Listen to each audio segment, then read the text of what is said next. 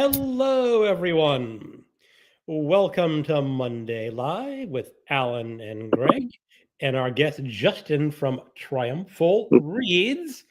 If you're in the comment section, drop in a line just to say hello. We've got a few people. I think you're here already. We've got Diane. She made it on time. Yes, you did. Diane. Hiding in the margins. Ariane, hi y'all. I can't stay for long. I wanted to catch the beginning of your chat. Okay.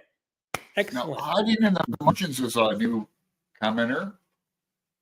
Pardon? To me, yeah, hiding in the margins. Hiding in the margins, I think, is a new commenter. There you go. Awesome. I hope you enjoy it. Yeah. Yep. And I have to check out her channel. Chris Sen M. I don't. Hello, Chris M. here. Has Chris M he's been here new. before? I'm not sure. I believe so. Well, how's everyone doing? Doing okay, I guess. Running like a tiny fever. So. Oh no! But no, I was the last one to get it, like at work. So. Oh. It was bound to happen. I got it the first week. I thought I was over it after like 2 days, and it snuck back. Yeah. Everybody bragging about my immune system and how great it was, and it came back. Hubris right there. Yeah, exactly. Yep. I'm hoping to avoid the disease since, like you said, I'm going on a trip next week, and I don't want to be sick. 2 weeks, long trip. No, I'm leaving Sunday. Oh, so is it more like 3 weeks? No, I get back on the 14th.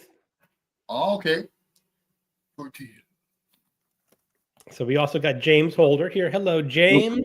James. Hey, James. He's got some great nonfiction. If you guys like nonfiction, I do. I'm gonna talk a little bit about nonfiction in just a minute. So Chris is because we have to hold off for a while. Because people used to come in and say, "You talk about books too early, and we miss it." I know. No. I meant like James. James, like the James. commenter. James, he's got good nonfiction content for anyone who doesn't know about his channel already.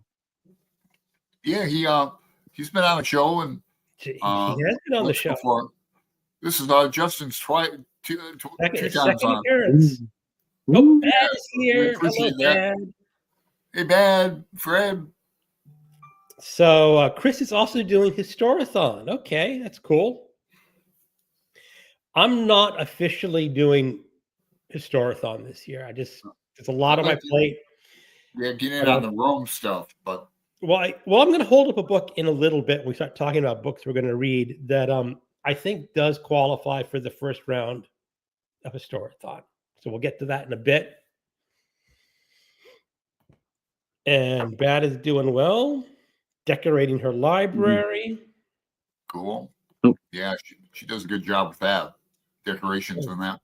She does. People are just saying hi. He said, we're going to miss you. Well, Bad. I have videos scheduled to come out when I'm on my trip. So, and I might just do a live one on my channel. Just not call it Monday Night Live, but just get somebody like Bad to do it. Maybe with me. You can do that.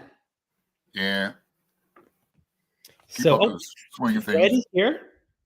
Can't stay, but just want to drop say hello. Well, hello, Fred. Hey, Fred. He's another big nonfiction Fred is reviewer and reader. Yeah, for sure. Okay. James.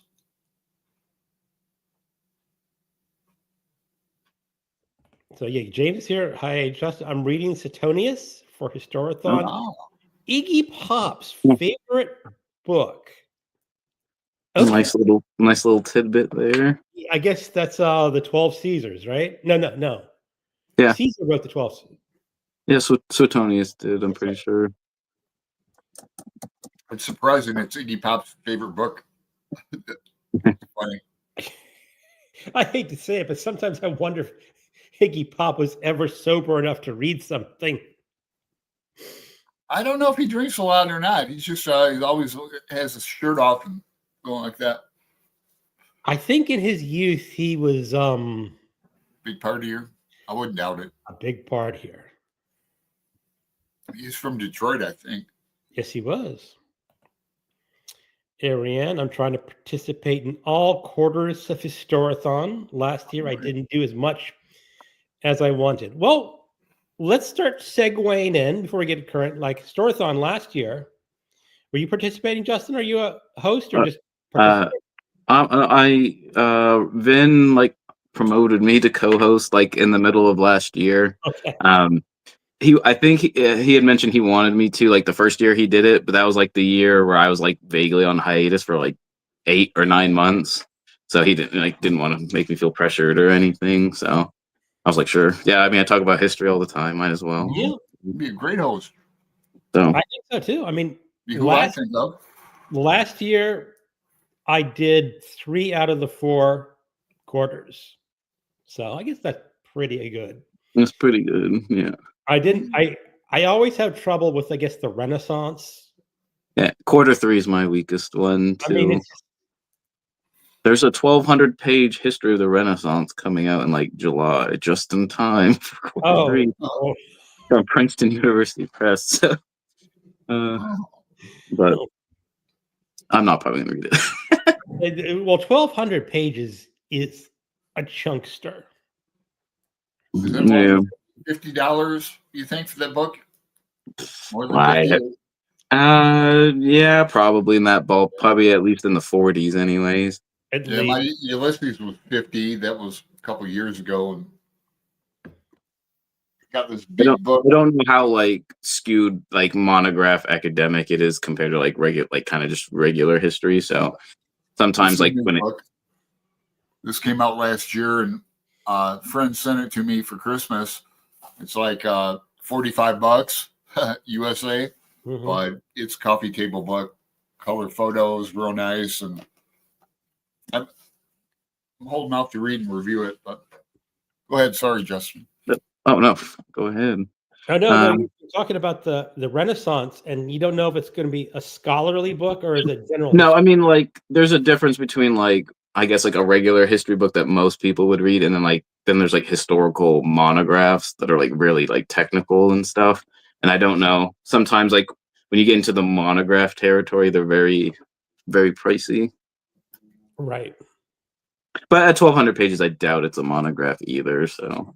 Well, you know, the one of the problems, at least that I had, at least 2 years ago, was for the book 2. I was reading a history of World War II, and with a 1-volume history of World War II, which probably should be sending up alarm bells. Yeah.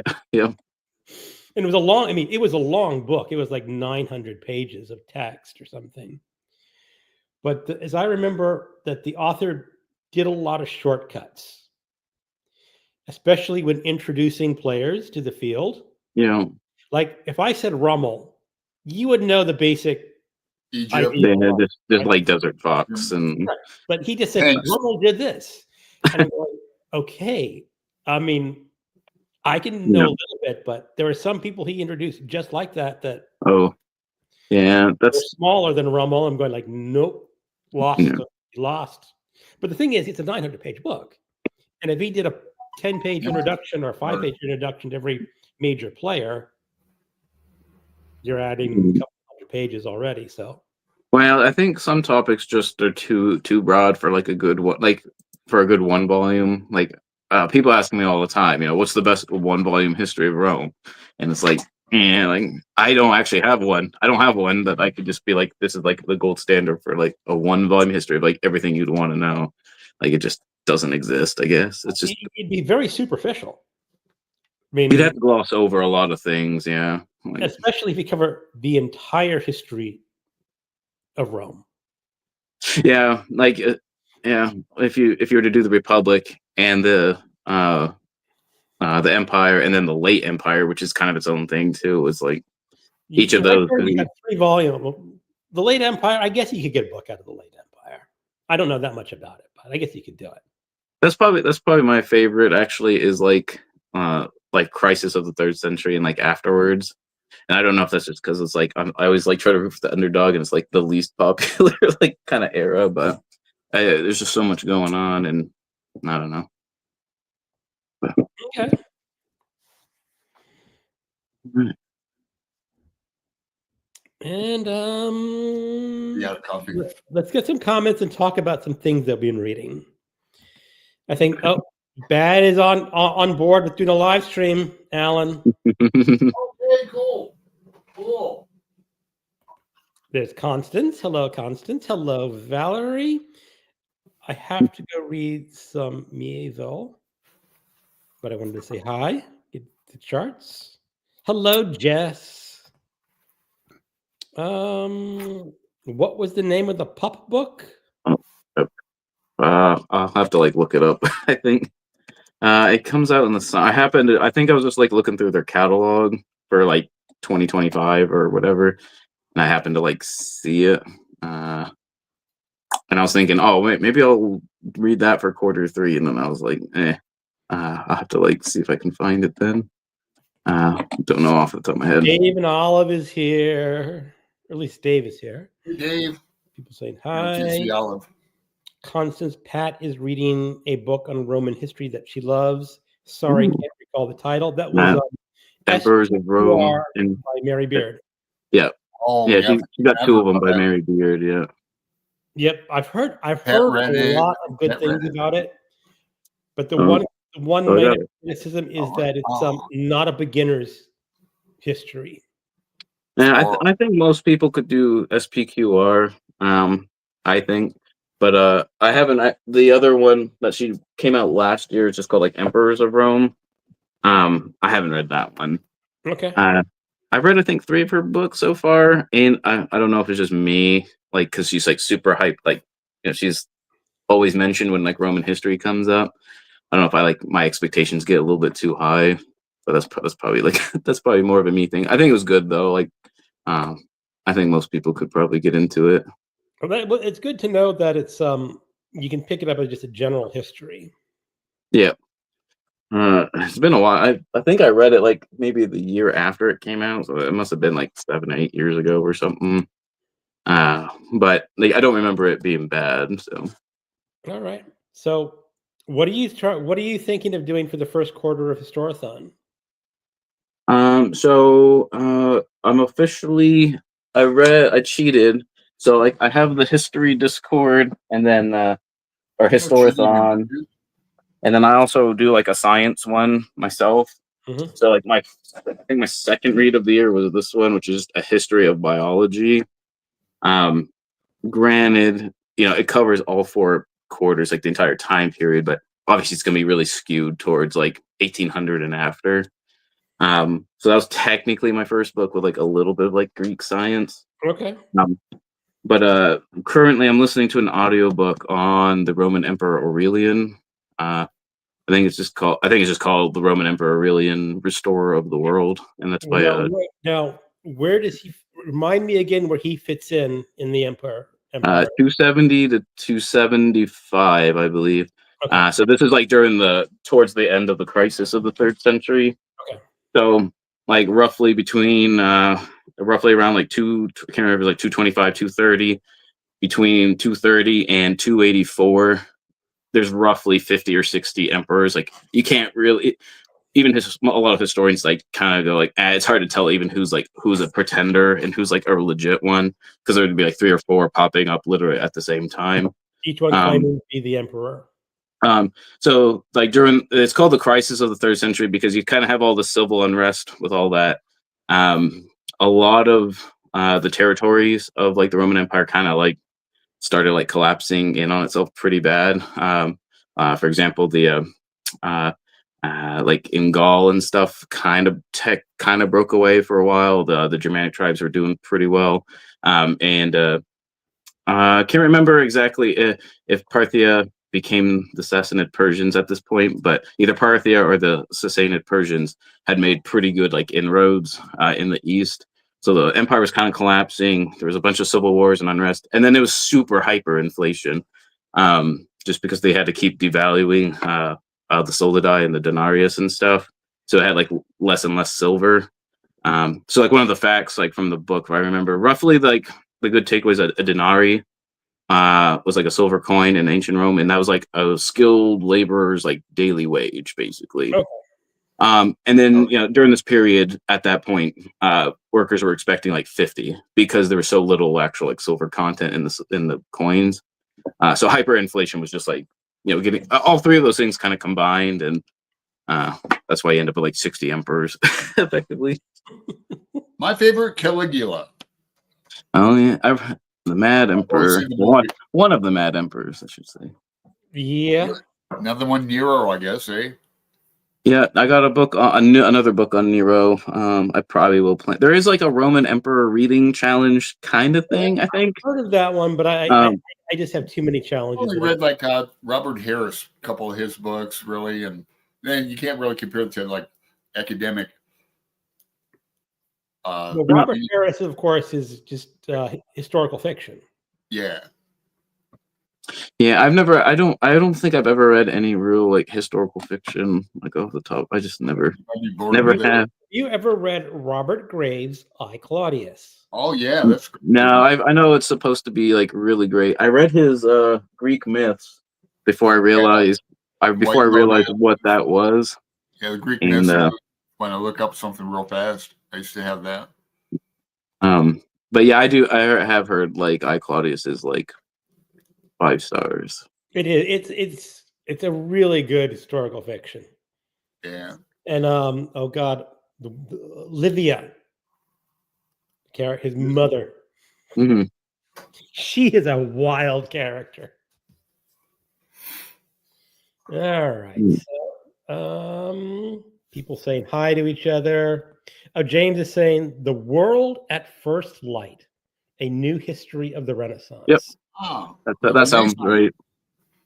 See, now I'm getting tempted, and it's translated from another. It's like burned something. Actually, I could look that up real fast. Should we just look this up and? Yeah, Bernd Roeck, I guess.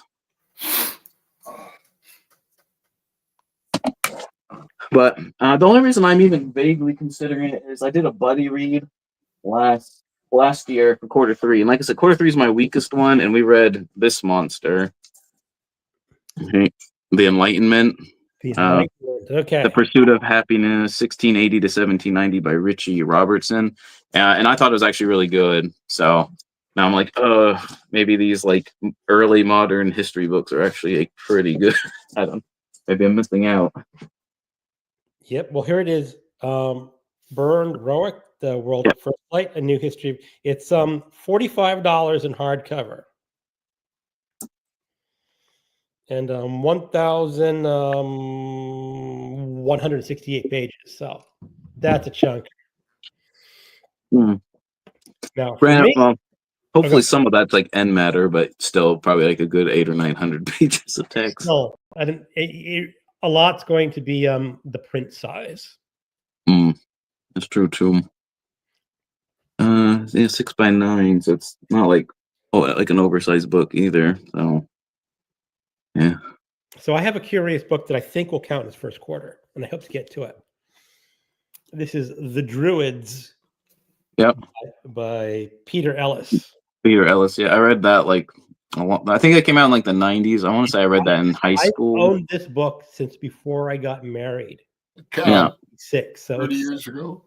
I've had this book for 30 years and haven't read it yet.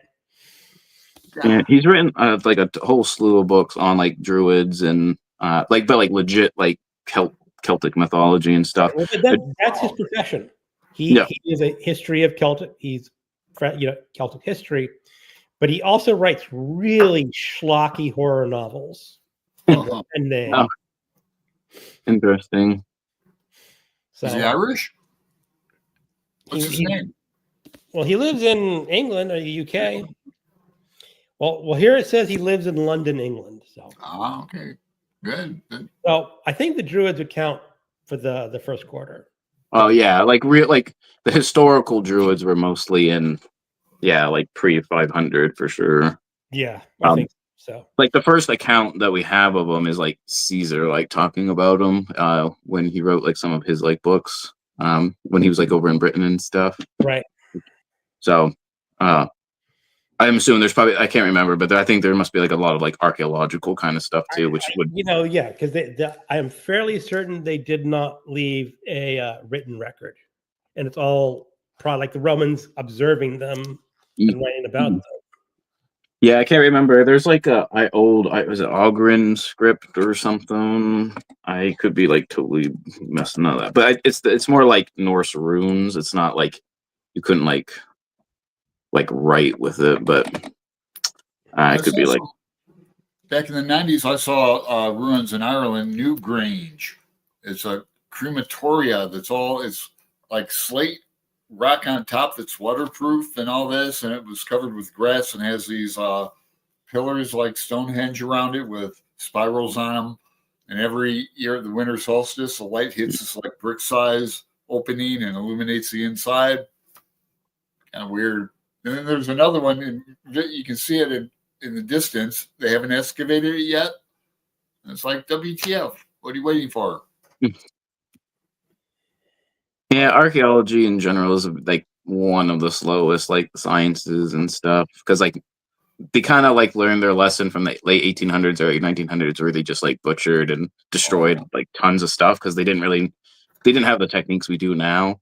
So a lot of times things got destroyed or weren't, documented properly and all that kind of stuff. And now like a lot of archaeology, even if there's like a big site, they'll like cordon it off in like grids, right? And they'll only do like one little like 2x2, and they're like, 30 years from now we might have better tech to do like something like over there, so we don't want to waste it all like right now. Yep. Yeah, I like it when they find dinosaur stuff, like in Nevada or somewhere, Colorado, California. And I lied. It's Ogham, Ogham script, I guess. But I think that's more like the early, like kind of like Christian monks that were like trying to kind of document certain things or something, not necessarily like the actual like indigenous Irish. So. And people saying hi, and then Pat is here. She just came in. Oh, people saying hi. Oh, Olive's here. Hey, Pat. Hey, Olive.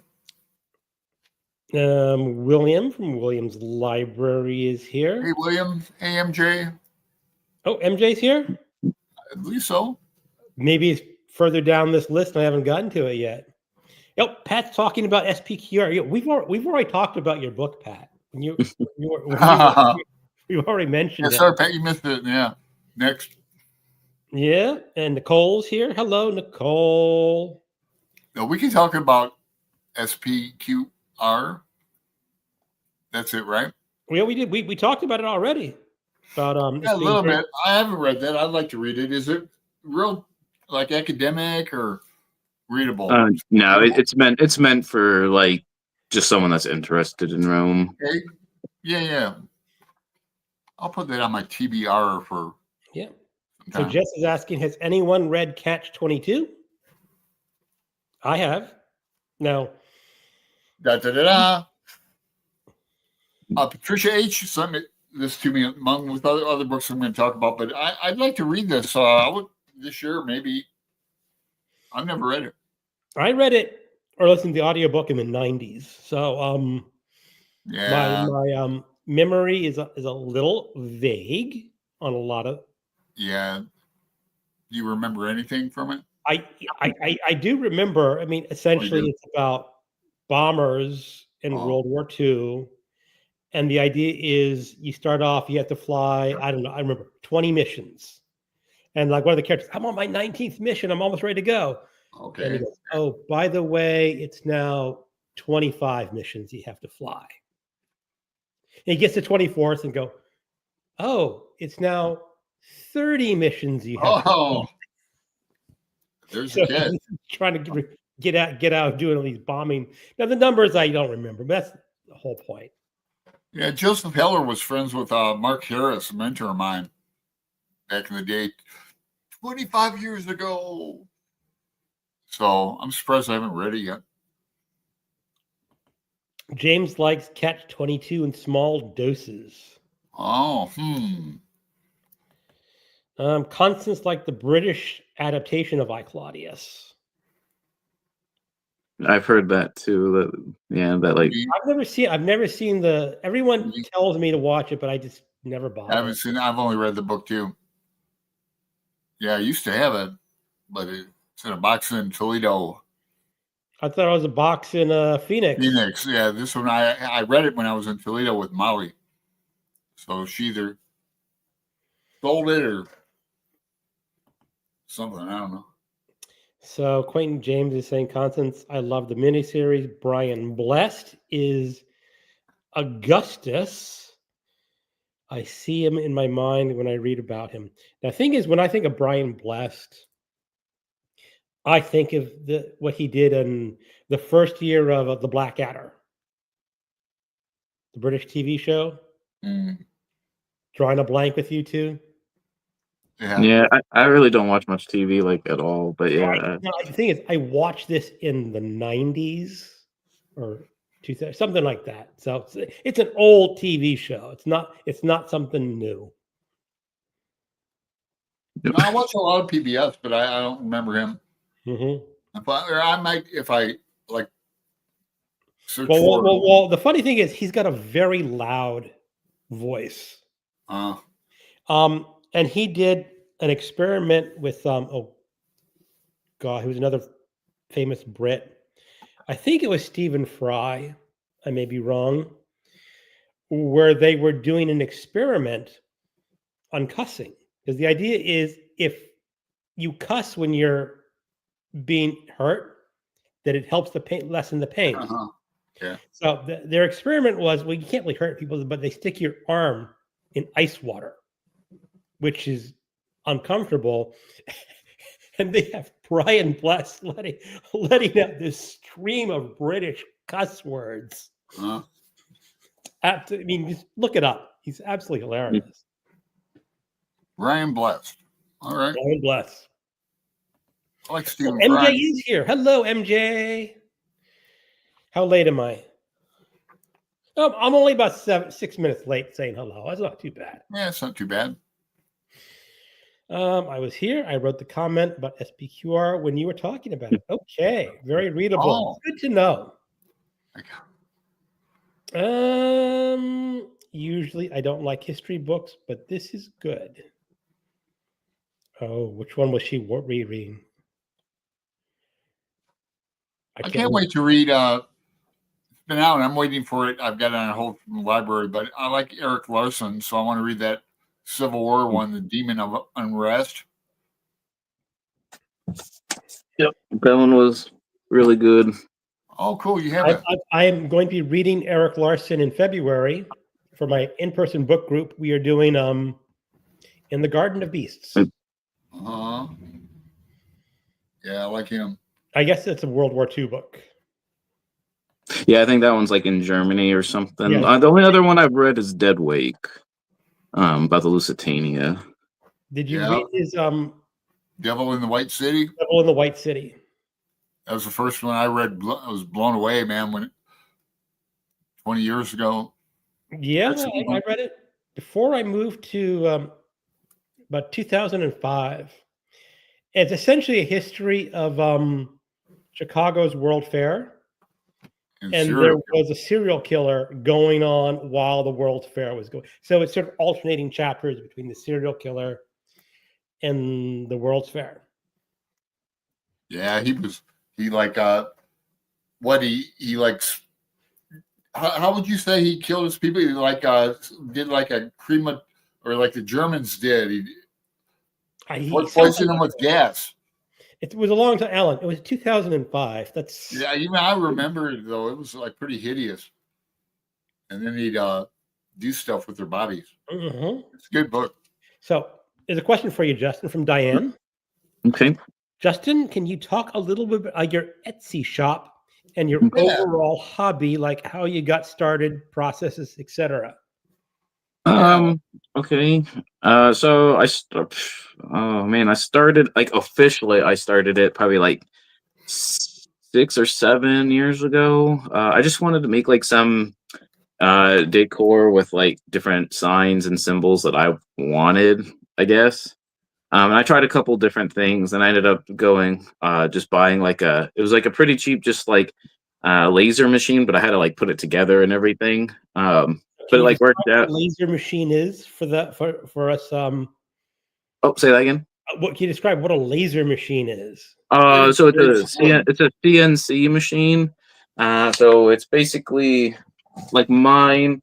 I have two now. There's like four rail, like it's just kind of like an outline, right? There's like four rails around the outside, and then there's I don't know what you'd call it, like a stanchion that like goes.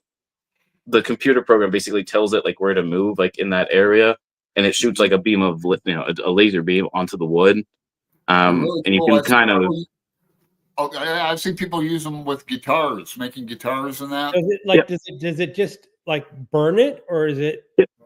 Cuts it. If I had a more powerful laser, I could cut through stuff. The stuff I use, I can actually get a couple real quick. Is really thick, so you'd have to have a really strong one. That's like His crazy. engraves it. His engraves it. They have ones that will cut it. Then they have ones that do metal. You can do like all these cool things, like different sides. But it's really complicated, kind of the metal ones. But Yeah, if you have like a plasma one, like you can cut through like metal, and that's how people make like metal signs and everything. Mine only like I said, I don't have like super hardcore ones, so they only like burn the wood and Okay. stuff. So like what I do is I just like Photoshop. I just like make designs. Okay. And then I've kind of like learned like what will work and what won't work with like my machines and things. So I just try like different things. And then I don't know. Some just do like I just made an Etsy shop to make some like side money, I guess. Okay. Oh yeah, I've been to your shop. So like some things do like really well, and then some things are just like absolute flops, and just like it's its own like world. Etsy's kind of over the past like 4 years, I'd say. Etsy's kind of like fallen apart as far as like what it used to be. Like it was always known for these are handmade. Someone some regular person made these things, right? And now there's a ton of drop shipping and just mass produced stuff. Yeah. So it's there. It was last year, like their stock started falling like really bad, like in the middle of the year. So they kind of got rid of a lot of the C-suite and try to like start over. But like I said, they don't really care as long as they get sales. They make a little bit of the cut off the sale, right?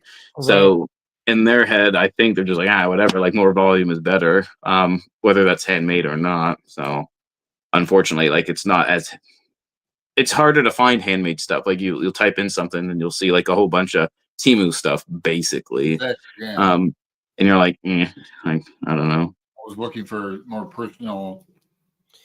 Yeah, I'd like to get in Irish, always the hard way. Maybe I can commission you to do that. Yeah, I do custom stuff.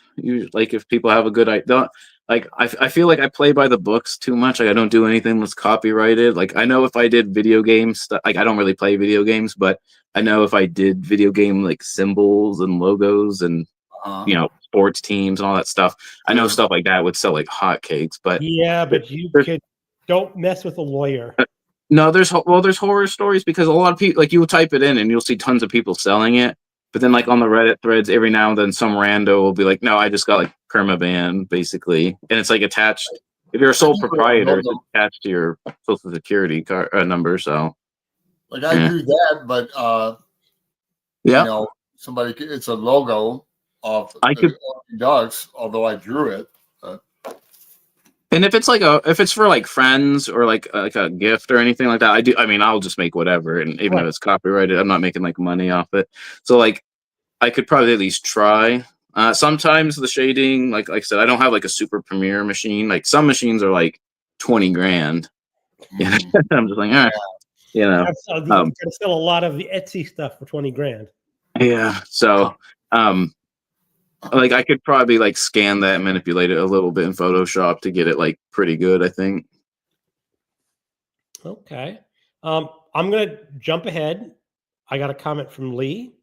I'm skipping some comments. I'll get back to the other comments. He says, "Hey guys, I'm just here for a little while. Need to talk with you all about the latest mystery book in my life." Okay. Okay. I'll let you guys take it away because I think I read a total of 0 mystery books. You may make a comment, and we'll see what we can do.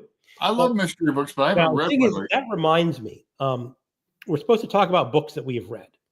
So, Justin, is there a recent book that you have read that you want to talk about?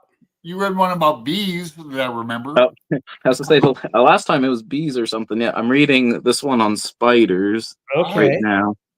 Like, so usually I usually have I'd say 3 books. I usually have 2 physical books and like an audio book going. So Mhm. the Aurelian Emperor one is like the audio book.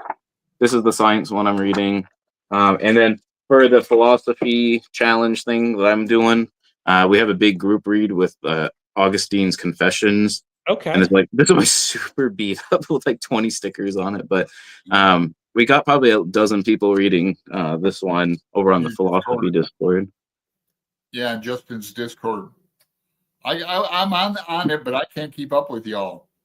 Well, not with that book. I've read it a long time ago with notes and everything else I could get, but it's like Greg's Proust. I can't keep up with all that, but go on, Justin. Sorry. No, I was gonna say sometimes in the philosophy one, I just have to kind of just be the moderator because I don't.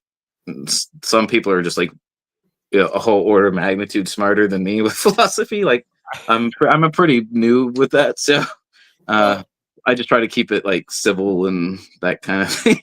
Sometimes I look at Augustine's paradox though, like God created evil. No, God can abolish evil, or He will not. If He cannot, He is not all powerful. If He will not, He is not all great, kind, or something. Now we're only on book 5, I think, officially, which is like probably maybe a third of the way. I think there's 12, but the last like 2 are really long or something. But okay, I'm sure you got to be a sinner before you can be a saint. Augustine was a kind of wild saint. Yeah. What I like about it is it's just as far as like me like reading it kind of like as an ancient text, from like I think it's like the 380s or 390s. Mm-hmm. There's not really anything like it that was written like like it during up to that point. Like it's just like it's very like autobiographical and like raw and stuff. Even though like a lot of people are like are disagreeing with like some of the theological implications of a lot of the stuff, but like I said, I'm kind of reading it more as like a historical text from 1600 years ago, just because like I guess I think I'll get the most out of it like that way myself. I think it's cool. I'm gonna catch up with some. Oh, it's William's 40th. William turned 40 today. Oh boy! Oh, Happy birthday! Happy birthday! Happy birthday, William. Jess, has anyone read Lisa Jules' The House We Grew Up In? No. Must be a new book, popular book or something. Yeah, if you try one episode of I, Claudius, you might get hooked. The actress playing his mother is a great villain, and later you get John Hurt as Caligula. Oh, I like John Hurt. Yeah. William may do a live stream later.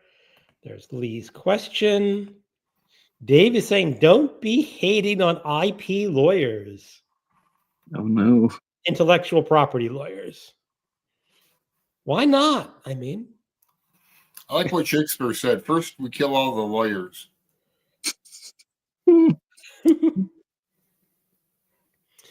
Lee said, I'm reading Death of an Author by Eric Lurka. Plus, when you have time, I think I have figured out some ideas about Against the Day.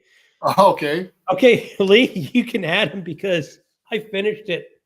And did you tie Twit all together? And then I got like 50 pages to go because sometimes I have not figured out how it all ties together. I don't think it does. I think, as I said, they brought up another the good stuff. They brought up another conspiracy theory in the last 50 pages. It's called La-di-da. It's an acronym that stands for something like a corporation, but La, L-A, D-I Dodd. That's what. Because I can't remember how it ends. But yeah, it finally they got back to Frank and Reef, and they're back in like Mexico. So I'm back on track. But anyway, yeah, Lee's on the Voxer, I guess. Yeah, because nobody's answering my Discord questions. I noticed I posted a few like on the weekend on Discord. I saw some quite, but I didn't have any reply to it. Yeah, you guys are. It's my fault. You guys are finished, but no, it's just that I'm not taking that book very seriously. So I know you were talking about like something about the tarot and some other. Yeah, that's like, tarot cards. It's just like in this year, that year, because I don't know anything about tarot cards. Yeah, well, he's getting all the stuff right, and even he's getting into some Jesus stuff that is correct, and but I don't know where it's leading to. And then there's other things that are over my head. Some of the science, you get a big lesson in the production of coffee, for example. You get like a few pages of that, and then you get details about something else. He's a real detailed writer. Would you say it's plot or character driven? Oh, Against the Day? Yeah. It's neither. No. Many characters. It's just info dump after info dump after info dump. Where some characters. Would you be willing to go back into Against the Day, though, in 2026? Read it again? Again? No, I mean Gravity's Rainbow. I might do Gravity's Rainbow in 2026. 2026. I might also suggest his first novel. Oh yeah, I've never read that. I think we should do. Yeah, we'll think about that. Yeah, I'm going to read this on my own. Patricia sent it to me. Slow Learner. I have that one on my shelf, but I've never read it. Well, maybe we can put that in sometime. Maybe. I mean, it's the first month of 2025, and my TBR is already out of control for the rest of the year. Wow, I have some wiggle room in mine. How about you, Justin? Are you real organized with? Yeah, I don't really plan out like that far. I don't really plan out much, like at all. Like, the only thing I've planned out, I think this year is like in the philosophy one. I have like Oxford very short introduction. As I drop like half of them. These I have one scheduled as like a group read for like each month. What are they? Are they the short introduction too? Yep. Okay. Yeah. They're Oxford very short introductions, and there's just I think they're on like 800 something. And I just picked like 12 different philosophy like topics. And that's like the only thing I've actually like planned out as far as like I will get to, I guess. I have like ideas. Like I feel like a lot of my reading, I try to balance out the I guess 4 genres I read now. I try to read at least like one thing for each month, but like sometimes like with ancient history or science or whatever, I'll read like 3 or 4 in a row, and it's just like what I want. I don't know, like very like mood reading. Yeah. I've been trying to read like new releases in fiction and doing buddy reads and I chose a couple this year already with buddy reads, and then a group read. So I like group reads. You've been reading more classics, though. You said, right? I just started maybe last fall, I'd say. I have a vague goal of trying to read like some kind of regular, like just fiction or classic or something each month. Like this month, I did a Call of the Wild because it's short. Yeah. Call of the Wild is a lot of fun. I like that book. So I guess theoretically, I probably should like White Fang is like the other half of that book. So I probably will just do White Fang just to like get the book done. I'm like really considering the Karamazov brothers like next Oh, month. yeah. Well, Join that's us. starting in Like just a a couple. few days. I ordered a used copy, so I'm just like waiting on it to like show up. So Now, Excellent. remember, it's a we'll 2-month read. we'll So, see. so you only have to read like 100 pages a week. So depending on your reading speed and how available you are, it's not a huge burden. Yeah, it's a good bug. I was going to bring up Wuthering Heights because I love that. And Greg just found out there seems to be like team, for Wuthering Heights and against WH. Like Brian at Buckish doesn't like it. And, I other people- DNF'd it. and I really like it. So I'd like to get your opinion on it, Justin, sometime when you get around to Wuthering Heights. Is that one of the Bronte sisters? Yeah. I have a vague idea of like Jane Austen July is like a big thing. Like, do I actually like read some Jane Austen this year since I'm reading classic? Like, I don't know. Like I live like as far as like the English or even just like the regular canon as far as like classic lit, I'm terrible. Like absolutely terrible. So I was behind on it too. I mean, I'm a Joyce fan, so I know Joyce and that. But like I just got around to Wuthering Heights probably like 5 years ago or so, and I was a like English major, and that's. Well, I got it all confused with. I never had to read the Brontes, so I got it confused with TV or the movie with Burt Lancaster. What was that one with the woman on the like wave where he kissed her? I got it confused with that somehow. It has nothing to do with that. It's a British like horror-ish, and it's bizarre and strange. And I've read it 3-4 times. I've seen a lot of the movies and TV series of British. I'm really into it. But yeah, I like the other Bronte's poetry too. Is it Emily Bronte? Yeah, she is Emily, yeah. Charlotte was the Brontes are weird. They died young, and they wrote little tiny books. And they had a brother who was like an alcoholic, and their father was a pastor. Someone said the brother was supposed to be a very good writer too, but I don't think he ever. He was an artist. He was more of an artist. An artist, okay. Yeah, but he liked to drink. I think, or his father. So Lee says the clue is entropy. Oh yeah, against the day. The word engraved on the golden apple is another clue. I don't remember the golden apple, honestly. The Greek translation for entropy. Okay. So, Jess, I try to plan out my TBR about 2 to 3 months ahead of time. It goes to show I need to read those books that I have on my shelf. Yeah. I have a whole like TBR shelf down there. I use I use DNF in a different way too. Like most of my DNFs I intend to get back to. I don't say DNF, others I do, but no, there's some books that I start to say, no, this is just not going to happen. After about 50 pages, 100? Yeah, it depends on the book. You give it a shot, though, I bet. Yeah. Now, Justin, do you DNF books, or are you one of those that has to finish a book? Pretty rare, very rarely. But I will say, like, I read mostly nonfiction. I usually kind of like pre-vet the book or the author a little bit, just so I know it's not going to be like. I've only been burned a couple times with like pseudoscience or pseudo like history books and stuff, and I'll like DNF those. But no, like generally I like know what the book's going to be about, so I don't know.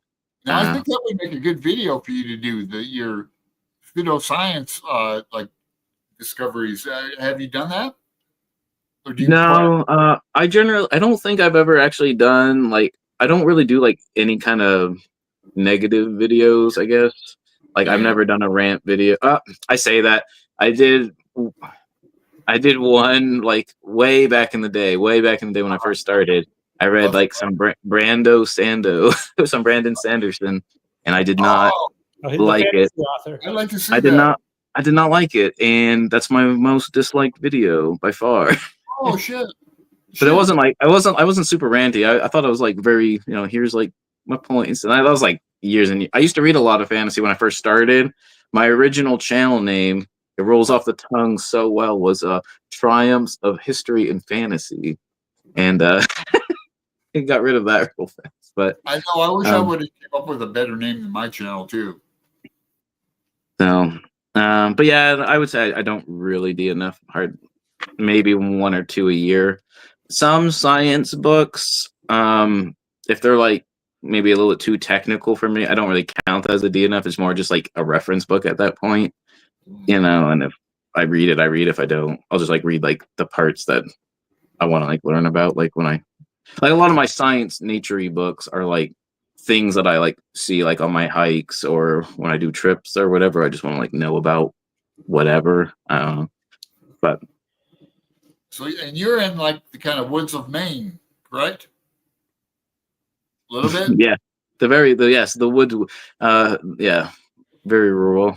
The population density of my town is, I think, actually a big family moved in last year with not like 7 kids.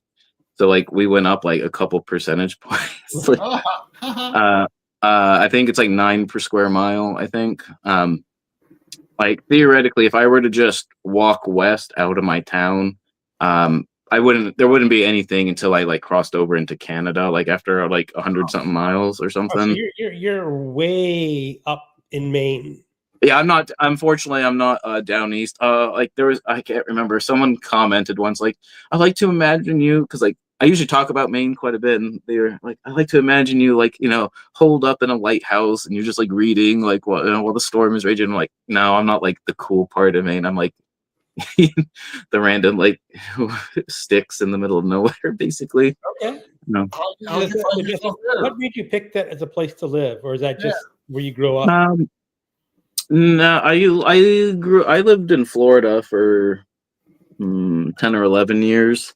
And then I'm basically, when I went to school up here for college and stuff, I just like decided to stay because I don't know, I like country life more than city. Like I grew up in the city, and I don't know, I just liked it more. Granted, I probably, like, looking back on it now, I wouldn't pick like literally right here, but so yeah. I bet you like rural Oregon. Probably. I like to go to, is Olympia National Park in Washington or Oregon? Washington, isn't it? It's like right there. I'd like to go there, like on the West Coast. Rainier National Park, Mount Rainier. Yeah. My dad almost went to it 2 years ago, but 2 summers ago. But he had his girlfriend with him, but we went up to like Mount St. Helens. Yeah. Drove halfway up it. It's pretty cool. I picture me on the sign. This is Mount St. Helens. There you go. I'd like to spend some time out west and stuff. We don't have like, I've climbed Mount Katahdin, but like all the people in the West Coast like kind of make fun of the East Coast of our like hills and stuff. So that's kind of a funny like little niche rivalry if you kind of like learn about it. But yeah, because the joke is like, out west they're way taller. You have like tons of 14,000 foot and higher, but there's a lot of switchbacks and stuff, right? So it's kind of easy. Whereas like on the East Coast, we don't have trails to climb up the mountain. There's like a vague, like, this is kind of where people have kind of gone up it, and we like move some boulders so you can kind of clamber over them, but there's not really a lot of like trails per se. Yeah, like Katahdin, like for example, like Katahdin's probably like one, the terminus of the Appalachian Trail. Like, yeah, there's like 3 paths up it, but there's literally like nothing there. Like you just kind of like go up like a vertical like cliff at a certain point. Like there's nothing. So it's kind of like the joke. I've been down the bottom of the Grand Canyon like a dozen times, but it's all switchbacks. Yeah, like anybody can do it. But it's cool. You're walking for like 30 minutes, an hour, and you look up. Well, we're really getting down, and then you go a little more and you realize you're not really seeing. You've been way down. Yeah. I went at nighttime, daytime with a dog one time, but yeah, it was real cool. Went out in a helicopter once. That was cool. There you go. Yeah. No, like I said, I'd like to go out west just to like see some of the mountains and stuff. I will say on the East Coast though, that like most of the mountains are like forested and things, which is a little different too. Um, like you don't even like sometimes you don't even see like the top of the mountain until like you're 3/4 of the way up there, Oh, and stuff like that. And if you go like off the trail, like people get lost like all the time. Like there's a famous like I can't remember. There was a pretty famous book about a kid that got lost in on the and climbing Katahdin in like the 40s or something. mm. Can't remember off the top of my head what it is. I should know that probably, but Yeah, I like climbing little like Camelback Mountain in Arizona and Phoenix and Mount. I think it used to be Squaw Peak, but they renamed it to Piasquewa Peak. That's right. But those are still switchbacks until you got to like the heavy things, and they had chains and like a steel pole to hang on to, yeah, and it's little steps. Well, the like when you go to the West Coast in Washington, Mount Rainier is so imposing. I mean, I lived in the town of Bonnie Lake, and Oh, you go up a little hill. I mean, it's just a hill, really. But you go up top of the hill, and all of a sudden you see this mountain.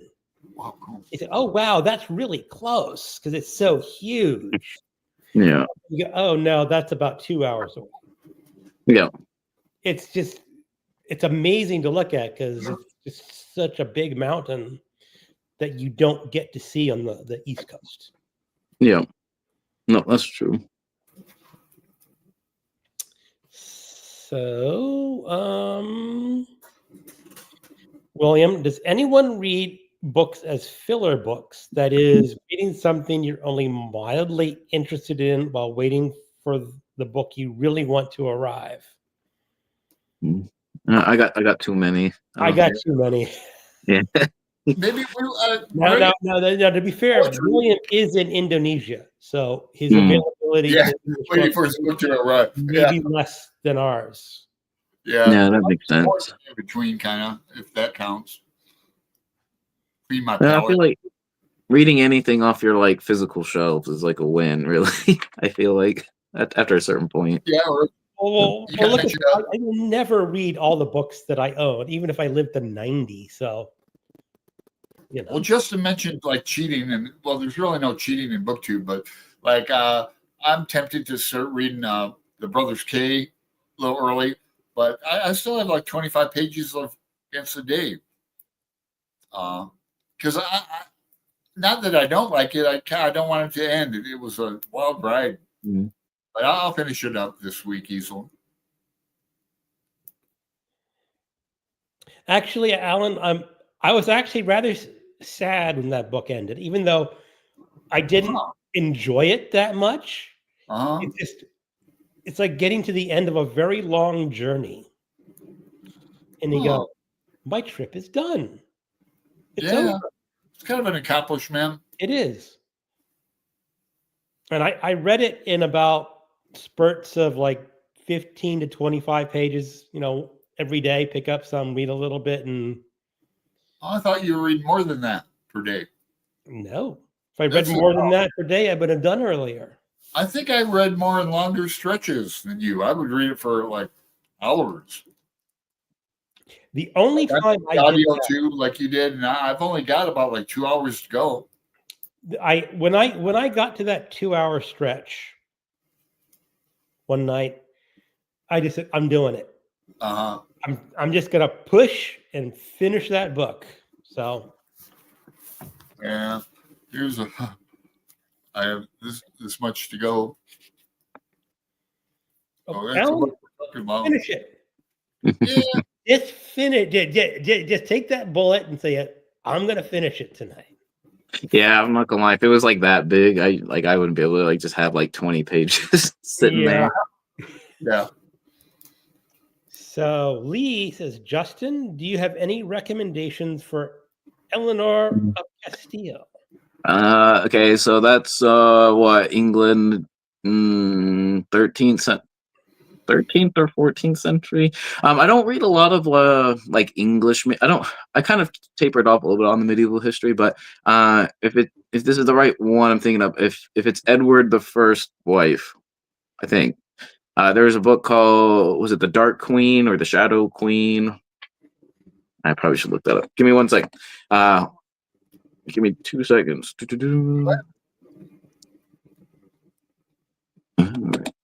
Yeah, okay. So there's Eleanor Castile, The Shadow Queen.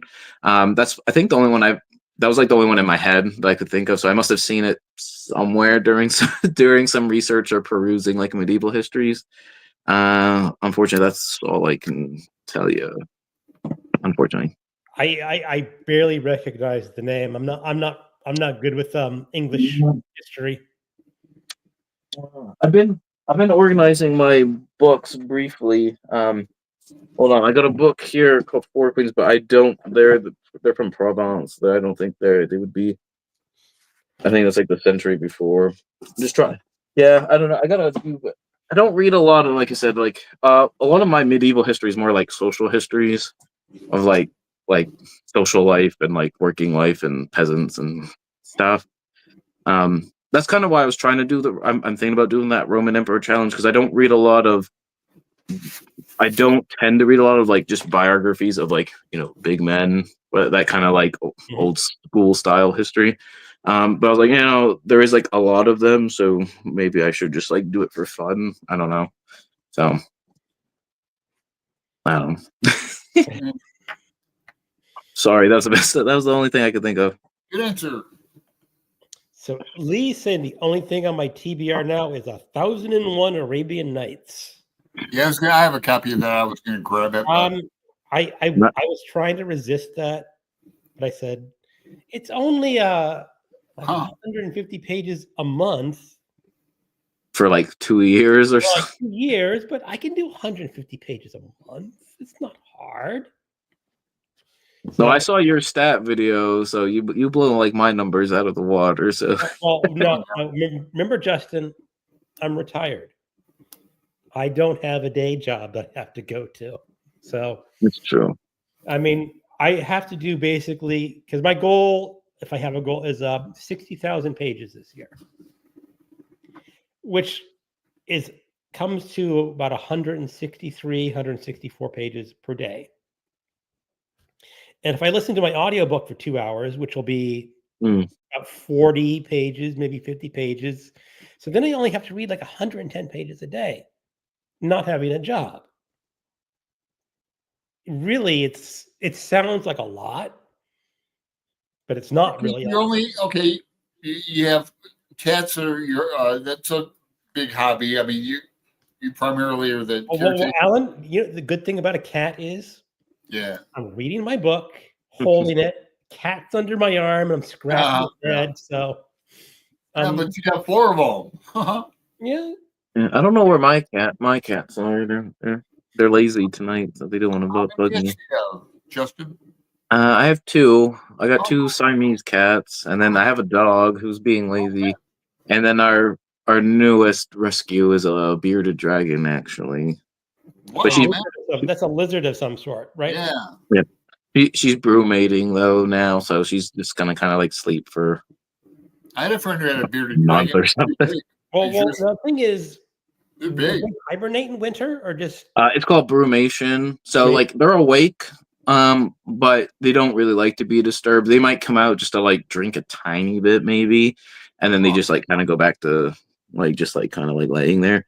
And you still like I have to have like special UV lights and things for them, just because like that's how they get like processed minerals and stuff. But it's basically like in the wild they do it a little bit when the days get shorter, and of course like I'm pretty like like in December when we only had like 7 hours of daylight, so they somehow like can kind of like sense that, I guess. I'm not 100% sure.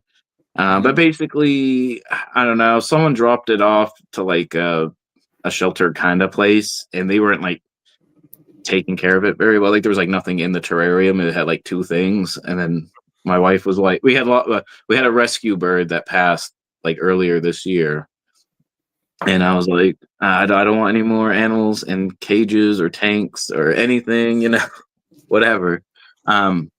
But then she showed me like pictures of like how like empty it was. I'm like, oh my gosh, you can't leave it there. Well, Well, Justin, when I retired and moved to Virginia, I told him I'm going to go volunteer at the shelter, animal shelter. Just to do something. And then I started thinking about it, and I know what's going to happen. They're going to have a cat in the shelter that's like 12 years old. Its owner died, and it's never going to have a home again. And so the thing is, I know that cat exists right now in some shelter, and I'm just like, why don't I go get it? Because I have 4 cats. Yeah. And it's like 4 cats is a lot of cats. So, yeah. 4 is kind of like entering that territory. My wife and I, we were up to 8 cats at one time. Oh man, I didn't know that. 8. That's too many. This was many years ago, because we volunteered for a group called the Feline Foundation, where basically you took a cat and you fostered it. Yeah. And you do a show once a month. When it got adopted, say goodbye, then they gave you a new cat to take care of. Huh. And the problem is, after you take care of a cat for a month or 2 and doesn't find a home, you're used to it. So yeah. Mm-hmm. Now our 2 cats came out of can't remember if it was someone's like garage that had like 20 cats basically that were just starting to become like feral. And then Daisy the dog was just from like the pound, and then I named the lizard Wendigo. So I want to give her like a monster name of some description. Wendigo, they're kind of like a weird forest monster up here, I guess. So it's Wendy for short. So I love miniature schnauzers. I talk about mine. I had one for 17 years in Tempe named Angus. So when I get a little more money, I'll get either another one or I'll get a Chihuahua. I'm going to get another dog. I love animals. I'd like to get a cat, but I'm afraid he'd knock over all my stuff. Mine knock over stuff. They don't really swat it off. What she does, Sophia, is like she'll be on the desk and then just flop down like she wants to be petted or something. But if there's just anything like in the vicinity, just Well, I have a cat named Pip. He's a 3-legged orange cat, but he loves to knock over glasses like this. If you sit at the table, you just like bad at it and spill all the fluid inside. Hey, look what I did. So we have to be. Sometimes my wife leaves a sippy cup on a table, and I have to run and say, grab that sippy cup, put it somewhere safe. Yeah, I'm sure you don't mind. So Jess says Williams Library has so many books to read on my physical shelves. Wow. William replied, I'm not particularly short on books. My parents' bookshelves are mine also. But I'm not interested in the vast majority of them. That makes sense then. Justin, thanks so much. I will Amazon it. I read one on medieval priories. Okay. Yeah, I feel like that would be something I'd probably be more likely to read. Would be something like that. Yeah, that me too. Medieval times are, man, lucky to be born. Yes. Time. So Lee says I'm up to 45 books of my own so far. I think that's how many books she's read for her. Well, that's good. And it's only January. Well, when does that start? November? It started the first Monday of November. I'm about 52%. No, I did it the first 1 year when it was like the paper challenge, or what was that? The lace challenge, white lace challenge, where you read only 25. I did that. There's the platinum, the gold, silver, and bronze. Bronze is the 25. Oh, white lace is 10 then. I did 25. Snowflake. Yeah, Snowflake, was that it? Yeah. Lee says, my 4 cats are having problems with the cold weather. Yeah, so Teddy, I bet. Well, I don't know, Justin. I have a cat that I walk on a leash. He likes to walk. He likes to go, and he gets very upset when I don't take him out to walk on the leash at least once or twice a day. Mm. But he did not like the recent snow that we got out here. Yeah, Ajax. He likes to ours are indoor, just because I don't want them like killing all the birds that we have around and stuff. But yeah, he likes to sneak out the sliding glass door. But yeah, in the wintertime, he'll sneak out and like take a few steps and then like kind of like stand there and be like, yeah, what am I doing? Before yesterday, like we were around like 0 for like 3 or 4 or 5 days in a row. So, It's like 45 to 50 degrees and sunny here in Portland, Oregon. Well, I wish it'd stay like that forever. Snow, during the winter, but it might snow this weekend. Well, Justin, you're about your cat. Remind me, have you ever heard of the science fiction author, the Robert Heinlein, who wrote a book called The Door into Summer? I think I've heard of White Heinlein before, but I haven't. I've read almost no sci-fi. The only sci-fi I read, and no one make fun of me. The only stuff I read for like fantasy or sci-fi anymore is like Warhammer stuff, as like just total guilty pleasure, like novels. But the thing was, Robert Heinlein, he was somewhere in New England, like Maine or something like that, and it was probably the 40s, and he was living in an old farmhouse with multiple doors. Like, one of those, built in. So he had like 4 or 5 doors to go outside. Yep. He had a heavy snowstorm, and his cat used to go out. The cat went to the door to let me out, and he showed the cat that it was a lot of snow. And the cat looked at it, turned away, and went to the next door.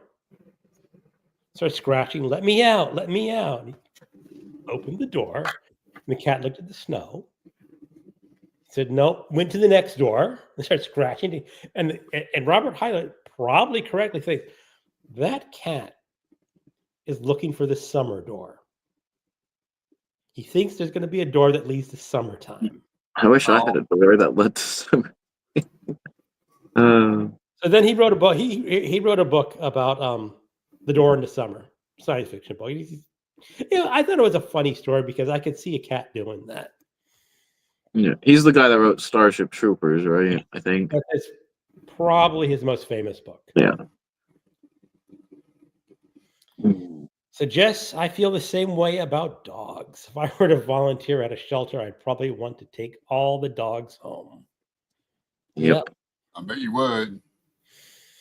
I'd be too sad to work there. I know I get sad easy. Well, I've been very tempted to go to the shelter and say, I volunteer to be a dog walker. No. For dogs who don't get along with cats.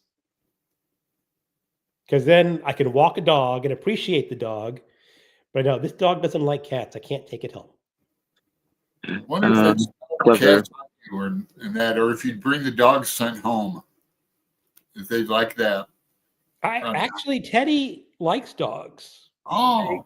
Whenever the dog he meets when he's walking on the leash, he will go up to the dogs and say hello.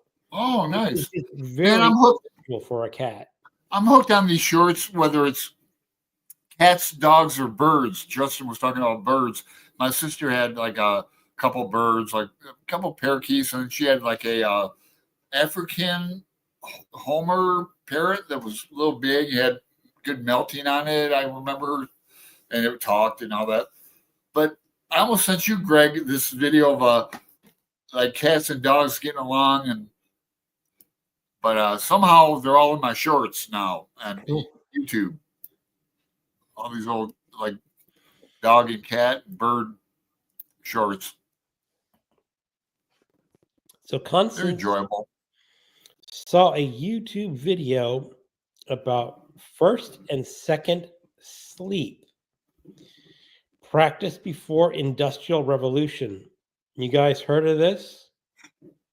No, is it like polyphasic sleeping, like where you break it up like on purpose, maybe? don't know. Never heard of it. I've heard of that, and I looked into it once because I'm like, how do they're like, Leonardo da Vinci and Albert Einstein, they only got 4 hours of sleep because they would take like Yeah. a power nap in the middle of the day or something. But I don't think there's like a lot of evidence to it. But yeah, I don't know about like first and second sleep, but it sounds like Yeah. I hold a spoon in my hand, and when I wake up, I'm ready to go again. That's how much sleep I get per night. No, I sleep like I'm down to like 2 hours at a stretch. I'm up, and I try to go back to sleep. Sometimes I do, but I only get like 4 hours. But I'm, retired too, basically, and so I can go back to sleep, wake up at my leisure. I work in the summertime. But I love dream interpretation, and I've kept journals of dream stuff. Like just use your telephone. I use my telephone recorder and then write them down. And it's really cool. And I have books on it too. A lot of Jung, a lot of lucid dreaming. That I used to be really into it. The more you write them down and practice it, the more you remember your dreams. At least me. And of course, waking up all the time. And don't get me started about dreams. So Lewis asked me a question. Will Greg predict the winner of the BookTube prize this year? No, I'm not participating in the BookTube prize this year. Right. Not even doing it. Too busy. I'm just too busy, and I have to say I did one round of fiction last year, and was it two rounds of nonfiction. And I was really disappointed with the fiction round that I drew. There was one good book that I did, Northwoods, and I did like that book, and I did read. They did a book called it was by that horror novelist, but it was just okay. And the other ones, I just really did not like the 4 other books that I picked or got selected. And then I decided I'm just going to drop out a fiction. And then I was looking at what were probably going to be the nonfiction choices for 2025 this year. And I never got an official list, but Elizabeth at Bookins and Books, she's basically decoded which books are going to be on the list for you to choose from. And there were so many memoirs in nonfiction. Yeah, see, I like memoirs. You don't. Well, these are like memoirs of like rock stars and movie stars, and no. I like it. Yeah, I mean, I'm listening to the memoir of Alexei, that patriot. I like topical memoirs, but I like rock memoirs for sure. I just listened to Alex Van Halen called Brothers, about him and Eddie Van Halen. And as a guitarist, you got to respect Eddie Van Halen. Even his son Wolfgang is in his own right now. Really good guitar players. Anyway, I like a memoir, but I like a lot of memoirs, Justin. I think science, but it's like nature memoirs are probably like the best blend of like 2 distinct genres. Like, I don't know. I just feel like those are just really well done most of the time. Sometimes, like, I have a lot of like scientist memoirs too. I like those. Like last year, December. Oh no, where is it? I read a memoir in December, and it's probably like in my top 3 of last year. Like sneaking right at the end. And it's called "This Ordinary Stardust." Okay, I didn't hear that one. It's I don't know if it came. I don't know when it came out. I think it's pretty recent. Give me 1 second. Yeah, 2024. I don't know when in the year. By Alan Townsend, Scientist's Path from Grief to Wonder. And the gist of this book is, so the guy's like a PhD, research scientist and everything. And him and his wife are like, they're having a pretty good life and everything. And then their daughter, which I think she was 4 when she was diagnosed with this like brain cancer of some kind, brain tumor, cancerous of some kind. And it's kind of his like processing, like, how do we deal with that from like you know, a secular scientist like point of view and everything. You know, and you kind of go through that, and she pulls through, and then the wife, like a couple months later, gets diagnosed with a completely different brain tumor, just completely unrelated. You know, and he's even doing the math, saying this is probably the only mother-daughter pair of like these two cancers like ever in the history of like humankind and stuff. And it's just kind of like how he goes off and like processes these things, and then the wife doesn't make it, despite her like fighting through it and everything. So it's just kind of, I don't know, I thought it was just like super well done. Like, I don't know, like it's really brutal in the sense of like heavy, like it's like Right. like obviously know kind of what you're getting into when you're gonna read it. But I thought it was just a tremendous read. It's hard to say because it's like, you know, like it's always kind of weird saying like you like it, you know, because like, you know, someone died. But you know what I'm saying? It's This is kind of similar. I'm reading it now, coincidentally. Remember this book, The Year of Magical Thinking? I've heard of it, never read it. I've heard of it. Yeah, it's about like a family. First her husband dies, and then her daughter gets cancer and so like that. But another book Patricia H. sent me, my friend in Washington who comments a lot on our videos, and yeah, I mean it's kind of a downer. I don't. It's like one of those books that I mean it's a classic memoir, but right. Well, that's fine. I mean, I would read that memoir, but like one of the ones I had to read is like it was some actress who was famous on a children's show. Like a Nickelodeon show or something. Yeah, well, I wouldn't read that. It was all about her mother pressuring her to be an actress on a show. Oh, huh. Yeah, I don't think I've ever really read like celebrity ones. No, I haven't read like Britney Spears. A lot of people read that and loved it. I think MJ even loved it. I know MJ did love it. I didn't read it. Michael Romeo loved it, but honestly, yeah, see, I wouldn't read that. Not want to read about Britney Spears. I'm sorry. I'll read about Van Halen though. You see, Alan, I don't care about Van Halen either. I know. Yeah, our show last week got like so boring. We did like an open mic and nobody wanted to be on. So I was going to go with my old. Does Greg like it? And not about books, but about food.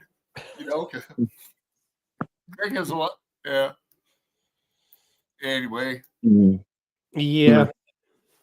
Well, I will say, like with the scientist memoirs, I find like a lot of them are really well done in the sense, like a lot of times they'll kind of talk about like their childhood or their teenage, whatever, like that kind of time period where they like started to really like enjoy science. And I don't know, I just always find that like really just, I don't know, really interesting, I guess, like just the different avenues people have like taken and stuff. You know, like one of my favorite ones is probably the Arbonaut, which is a woman who studies like the canopies, like the top layer of like rainforest trees. Okay. You know, and it's like part of it is like when she's in college, she moves to Australia to study it, kind of. And she has to kind of develop her own tools and ways of like climbing up the trees and like her methods and stuff. But I thought it was just like really awesome. And yeah. Okay, yeah. Well, like somebody was talking about Da Vinci in a video, I can't remember, but and I'm into him. I've read books on him and went to exhibits on him. We have like a science center here in Portland. I went twice, and because once was a bad first date, to tell you the truth. I said, well, damn, I'm going back. I didn't even get a chance to see, you know. Anyway, but so I like stuff like that too. Well, part of it is like when you're reading memoirs, you have to sort of be interested a lot of time in what subject the author is talking about. And it's like Hollywood acting or TV. I guess it's TV acting. I'm sorry. You know, it's like writing a memoir about crocheting. If you're a good crocheter, I'm sure it's nice, but I don't want to read about your trials and tribulations of crocheting, you know. Yeah. If they can turn it into art, they can turn it into art. There's an old saying by Racine, the old French. He was around with Moliere, I think. Jean Racine. He said, You cannot put real life upon the stage because it's too boring. That's true.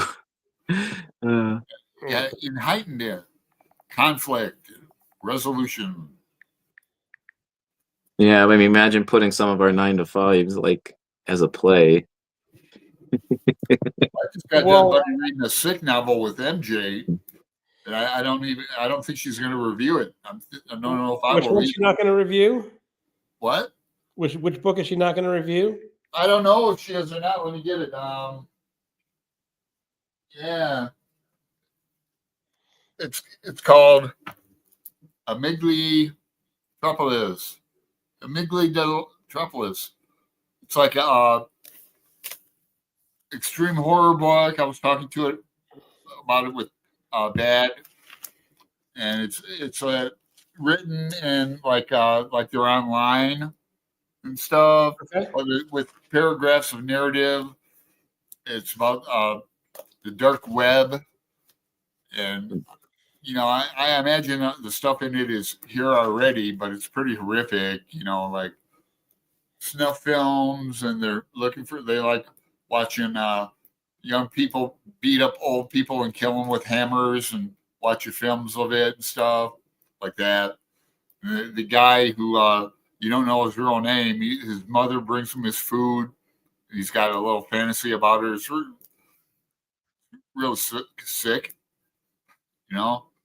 So I wouldn't recommend it. Just like I wouldn't recommend like this. It was a gift from Roz at Scala-Danley about the books, Concrete Poetry from the Holocaust. It's real, taken from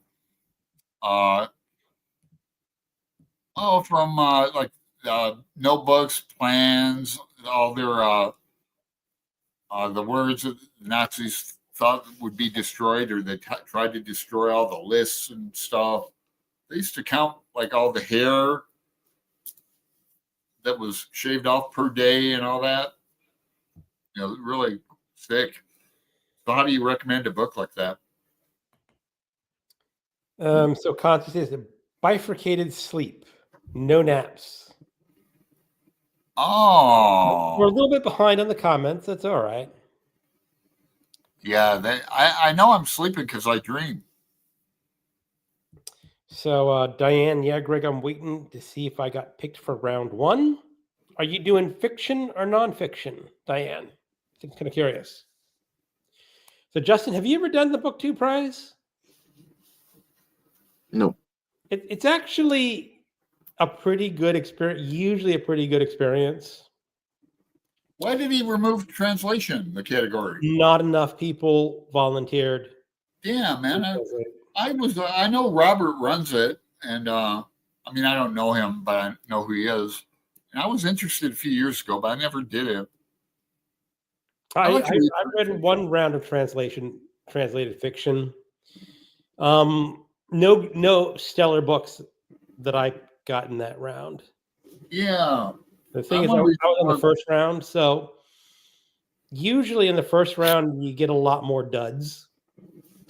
And go ahead. And as the rounds go on, you usually get the better and better books, but that's not always true because some people like some really weird books, or I should say, books that are totally not in my wheelhouse. Now you've never read any Clarice Lispector, have you? I've read a couple. I've read 3 or 4. Oh, okay. I know. Well, you read like The Passion According to G.H. I bet. The Passion According to G.H. She has some I haven't read yet, though. I'd like to catch up on. I've read Aqua Vita. Is that one? Aqua Viva. Aqua Viva, and I've read one other that you talked very highly about. What's the name of that book? Hour of the Star. Yeah, that's the one. Yeah, it's a really short one. Yeah, I read that one. Yeah, Aqua Viva is good. I have her book of short stories. I've read a couple of her short stories. Yeah. I started. Una at Codex Cantina and Roz Scala-Danley about the books.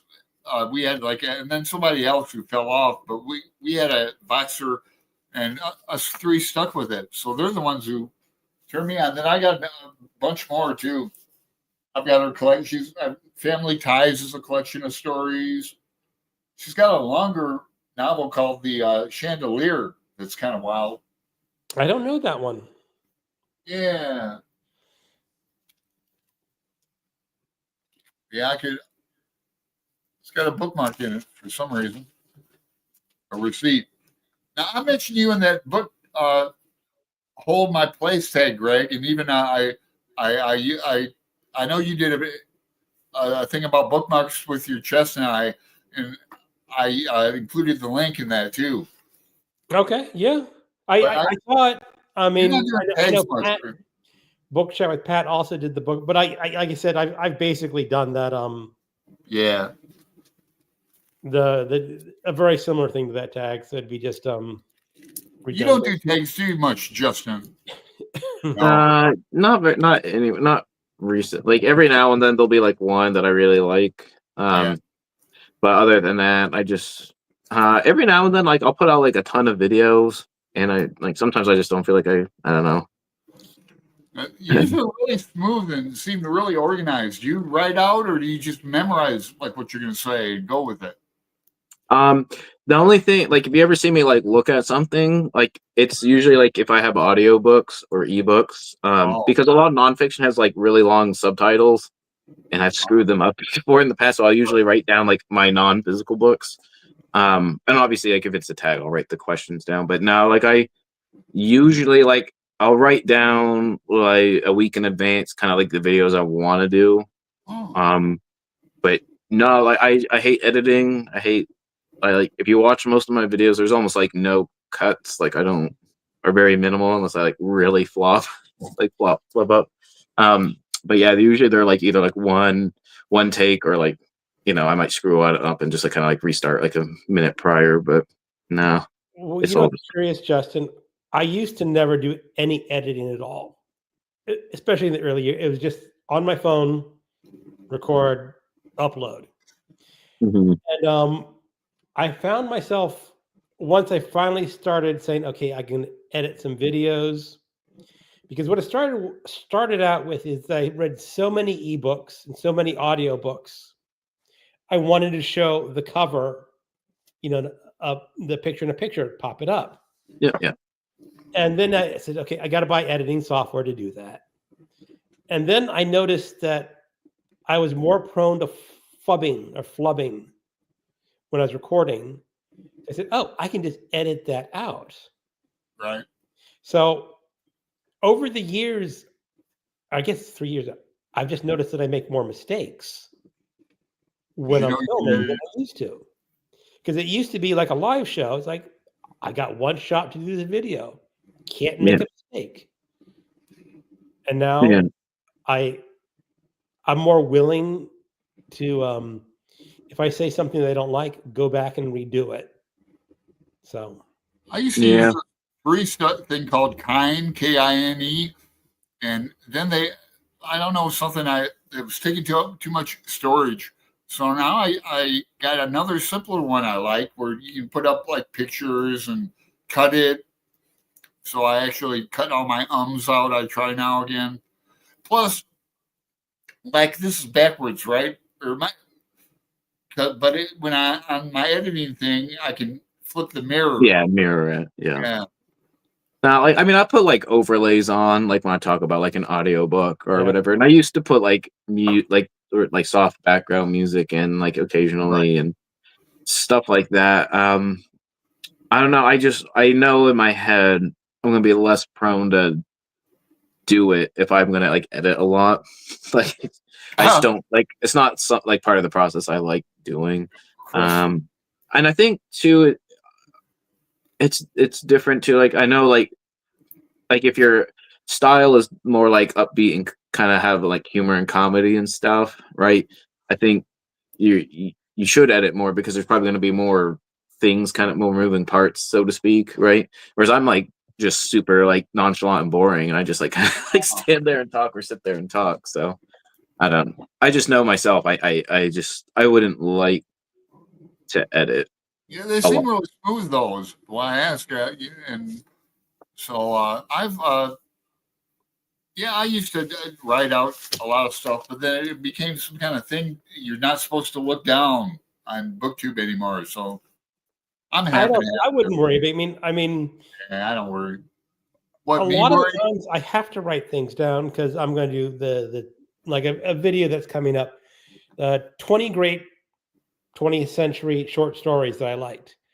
I Mm, have to write that down because no way could I remember the yeah, title, the author, and the date published in my head. yeah, So I'm always gonna be looking over that way because it's just now. I suppose what I could do is get like saying in like a a teleprompter. yeah. So they make teleprompters you can put your camera like inside effectively. Yes, so Really? therefore Like, you don't really notice no, by looking over that direction as much. That would be smooth. the thing is, then I'd have to write out a script, and then I'd be like, well, if I Right. have to write out a script, I'm probably not going to do it. Well, I'm the same way. If I had to write a script, no, We could all make right, like delete channel. Occasionally, I'll have like bullet points, like if it's like kind of I don't know, like I've done that before in like certain videos. If I know there's kind of like a long tangent or something, like I'll make sure there's like bullet points to kind of keep it on track a little bit. But You know, that's basically tried it. that before. I had bullet points, and then I'm do the video. Say, wait, how did I miss that bullet point? ah, Because you're talking, and you don't read everything. So yeah. Your opening, Greg, is relatively new, and that's kind of smooth. That bass line that you cut into, you know. I used to yeah, have an opening on mine. It had the guy playing the bagpipes downtown summertime, and it's a Big Heart Books and Classics. Some guy tooting away the well, for the first 2 years, I didn't have that opening, but everyone, at least a lot of popular channels, have these openings where you do your intro, Yeah. your yeah, I might do that again. Yeah, I've had like 3 different stingers that I've done before, and I don't know. I just like this is like I don't know why I'm putting it. I don't know. Don't ask me about like actual like YouTube like Yeah. professional I YouTube know. stuff. The problem was for a long time I couldn't find anything that sounded like me. Yeah, mine was a sword. Like it's literally because like my logo is like a wreath, like a triumphal wreath Right. with like a sword in it. So like my thing was at first it was just a picture of that, and then like the sound of like a sword being like unsheathed, like shing, Okay. you know. And then like maybe like 2 years in, I got really pretentious and had like this big like epic music orchestra thing for like 15 seconds, and it had like little clips of me like on like my outdoor stuff and like holding up books and all kinds of stuff. And I was like, oh no, what was I thinking? And then last year, at the beginning of the year, I had just kind of like a drone footage of like some forest and a lake or something, and had just like bird song in the background, and it just had like my logo pop up for like 3 seconds. Yeah. And then I was like, I don't know. I don't know. Maybe if I had like a really professional one and like paid someone to make one rather than like me cobble something together, I it'd be a think I little did different. okay with mine. I mean, that I also with music, you have to pay attention to copyright. Mm. Because I had a piece of music that I wanted to use before, but it wasn't available in the free music. And I Oh, said, okay, the composer's still alive. I could write him an email, say, would you mind if I could use your 10 seconds of your cello thing? It's like, he might ask for money. Say, sure, it's $50 or $100 every month or yeah, I something. gotta get my sugar. So I never did. Then I found this, but the music is free, and I said, it worked. Was my first choice, but it worked. That's you, that big cool bass line, huh? Cool. Or no, it sounds like an upright bass. It's definitely an upright. It's an upright bass, yeah. Yeah. Um, Jazz. Lee says, Greg, can I recommend a medieval priory writer? Of course. Valley of Dry Bones by Priscilla Royal. And that's actually for you, Justin. She says, sorry, that was a message for Justin. Yeah. Okay, I'll write that one down. I actually was typing it in my phone, so now they know it's not for him. Royale. So Diane is she volunteered for both fiction and nonfiction. You'll probably get in if you do both. you have a very strong chance of getting in.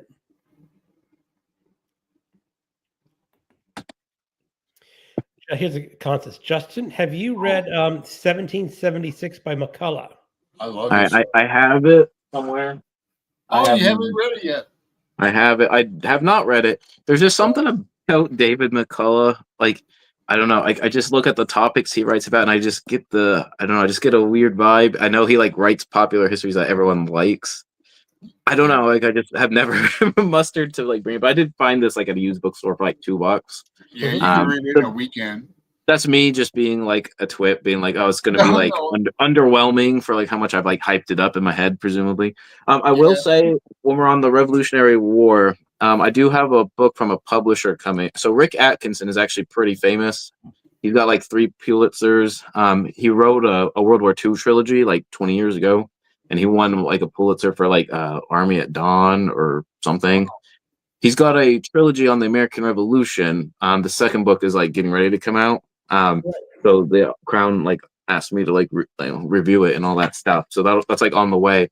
But since it's the second book, that one's called Fate of the Day. Let's see, the War for America, Fort Ticonderoga in Charleston or something.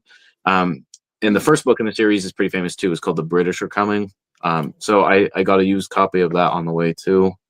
So I will be reading some Revolutionary War stuff. So maybe if I like really like it, I'll like compare them. Maybe. Granted, I don't know if that's like a fair comparison. If there's like 2 800-page books and like 1 400-page book or something, but you can read McCullough in a weekend. He did write the Truman biography, didn't he?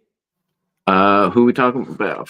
I've never read a Truman biography, so he's written a bunch of like he's written like stuff on like the Wilbur brothers, or the Wright brothers, like the Jonestown flood, the pioneers, like just a bunch of like kind of Americana, basically, is the vibe I got. I think. Let me look that up real quick. You can read that McCullough in a weekend. Yep. I like him. Yeah, he did. John Adams. Truman. Yep. Yeah. I don't think I've ever read actually, I lied. The only president I've really read anything about, like American history, is just something I'm pretty, unless it's like current affairs, like not necessarily politicians, but just kind of like social movements and stuff. I just don't read a lot of American history, except for Theodore Roosevelt. Like I have like a mini shelf of like PR stuff. I've read a few books about Theodore Roosevelt. My favorite is The River of Doubt by Candice Millard. Yep, I have that. I haven't read it, but I have it. I've heard it's pretty good. It's a really good book. I mean, you know the premise, right? Yeah, like after he was the president, like he went on like a safari of like South America, right? To like see the founded, not the founding, was, I don't know, the origin of like the Amazon or something, right? Right. Basically, and it went haywire. It was a time you didn't have aviation type. Yeah. They had a map, and they had this thing called the River of Doubt, and it went down, and then just an empty map. And then at the other end of the map, they had this other river. And some cartographer said, I bet this river maps up to that one. And someone said, Roosevelt, why don't you go check it out? So, traveling on an unexplored Amazon River. Yeah. Our presidents nowadays wouldn't do that. No. Nope. It's a really good. All right. Well, maybe I'll move it up on my mental TBR there. So, did you read there's a 3-volume? Yeah, Edmund Morris. I've read the first 2. I do have the third book. I'll probably read that this year at some point for probably quarter 4 or something. Maybe see if people want to do like a buddy read if they're like in the same boat as me. Well, what's curious about Roosevelt, the least interesting volume is the middle volume. The presidential one. It's like, I like TR too. He came up pretty close to like where I live. Like he came up like through like northern Maine and stuff, and that actually shaped him pretty. Like I will say, like the first Edmund Morris book like talks about it, and I have another book called like Becoming Teddy Roosevelt: How a Maine Guide Inspired America's 26th President. And and it's all about William Sewell, who's like a folk legend in Maine, like in northern Maine. Just like the Maine guides are like they're like pretty hardcore back then. I think Maine was the first state to kind of implement a program like that. And the only way to become like a Maine guide, like 120 years, like when it first started, like 100 something years ago, was basically you just had to pass muster with like the guy. Like you just had to be like good enough with like the lore and like outdoor stuff. And he's just like, yeah, you made it or not. Like so. Was it like a Paul Bunyan or? No, he was a real guy. It's just Theodore Roosevelt like spent some time like around Katahdin and then even like farther north, like in the kind of close to like where I live and stuff, which is just like and especially 100 something years, or it would have been like probably the 1880s probably, or 1870, yeah, probably 1880s if I had to guess off the top of my head. I mean, like my town barely existed. Like we might have like 30 people like in the middle of like nowhere. So we have a question here. Hold on. Where is that question? Yeah. Oh, and like Justin, I'm doing Climathon too, so I'll be visiting his channel. Okay, what is Climathon? Right. So I haven't done a video for this year yet. However, Margaret Pinard, who's one of the hosts, along with Well-Traveled Reed, Anya at Well-Traveled Reads, and Tasman, I forgot what her channel's name is, but he started it a couple of years ago, and it used to be just like 1 month, I think, like November or September or something, and it's all about just reading stuff about the climate crisis, and the kind of like tangentially related stuff, and they've kind of made it into a bigger like year-long event, and they have like they're kind of doing like the old-fashioned like bingo card. I don't know, maybe I feel like when I first started BookTube, like every reading event had like a bingo card, and like that kind of like fell by the wayside. But they got like a bunch of prompts like like I said, I haven't done it yet for this year. I'll probably do it at some point in February, just saying like, here are the books I'll probably try to read at some point. But like, a book on like, animals, presumably like kind of like on like endangered species, or how they're like, on the ropes or whatever. Maybe a book about like water, that could be like oceans, glaciers, things like that. Indigenous groups, because usually they're kind of at the forefront of like trying to stop a lot of this like deforestation and stuff like that. So there's like 10 or 12 prompts like on stuff all that would relate to like ecology or the climate and stuff like that. It's just kind of a way to get people thinking about I guess just reading about things like regarding like climate change and stuff like that. Because last year for the BookTube, I read 2 books. I don't know if it's necessarily climate, but there's one book called Crossings. Yeah, about roads that were like, roads. And it's like what that I does. haven't read it, but it's on my list somewhere. I have a bunch of books. Actually rather interesting. Yeah. And some of my favorite stories was set in England. And there is a certain time in spring or something when the toads come out to breed, and they cross the roads and they get lots of toad squash. Yeah, and that's where toad soup comes from. People devoted to grabbing the toads and walking them across the road. Yeah, I've read about similar stuff with like salamanders, like out in like the Midwest, I think, and stuff. Could be something like that, yeah. But still, I said, I would carry a toad across. I mean, a road. I mean, where I am, at least times this last year in the summer, I saw turtles crossing the road. Yep. Yeah. And when I see a turtle crossing the road, I stop my car if it's not busy, grab the turtle and just see what direction it's moving. Yeah. Take it to the end. And one of the funny things is, once I did that, because I drove by the turtle, it turned around, and this other car came turned around too. It's like 2 people turning around to make sure that the turtle sounds like a Wallace Stevens poem. I like that. Yeah. And then the one thing I've heard the story before, but it's a good story. Snapping turtle trying to cross the road. And something? At one point, I tried to grab him. He said, "Okay, turtle." They can reach pretty far. And I said, "Okay, turtle, I tried. Don't get hit." Well, I think if it comes out and gets you, They can reach by about 50% of the way around their shell. So you have to grab like their plastron, like literally like around like where their tail like comes out. Yep. They shouldn't really be able to, and their scales are pretty thick, generally. So like I think preferably you're supposed to like kind of drag them on cardboard or something if you can't like lift them. But they're usually, if they're that big, they got pretty tough scales, so like you can just kind of like slide them. But my nephew has a giant sand turtle. Yeah, I feel weird because like Phoenix. Oh, say that again. My nephew has a giant sand turtle. He's had him for like 8 years. I think he's like going on 25 years old or something. Huge. Yeah. Anyway, I'm sorry. Oh no, I think I interrupted. Talk about turtles. I feel weird, like, because I'm like out in this, like, I mean, when I say like I'm out in the sticks, like I'm out in the sticks. So like we have a lot of nature, like on the even just like on the science Discord.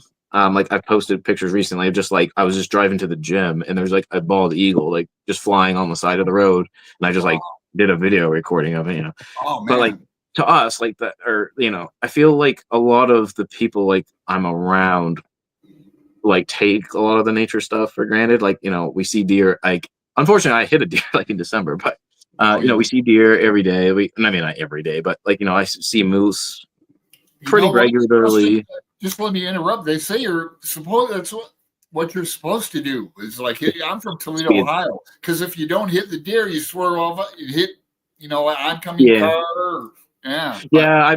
I've been in 2 accidents with deer. The first one I was like really young, and I like tried to went around it, and I just like rolled the car off the road. This one I saw like it just like bolted across the road, and I like slammed on the brakes, and it just cracked, smashed right into my like dangerous as hell, man. My mirror. But I feel like a lot of people up here like take it for granted, and they don't like realize not everywhere is like kind of like that. So like I don't think I've ever seen anyone like stop for like a turtle or a snake or anything like that. I grew up like I used to go hunting when I was a kid with my dad, and both of us don't hunt anymore. I think my dad went on a hunting thing and he shot with his camera, he says. But we used to, so I'm into conservation and like buying fishing license and hunting license.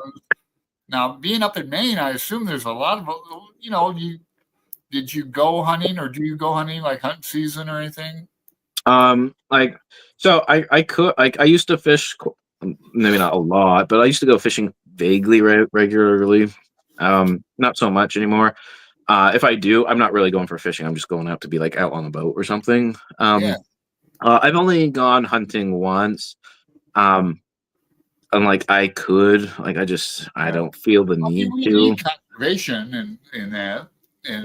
I will say like it is true that a lot of like the hunting license and everything like it does go to conservation, but a lot of that conservation is actually like directed towards like the game species and things.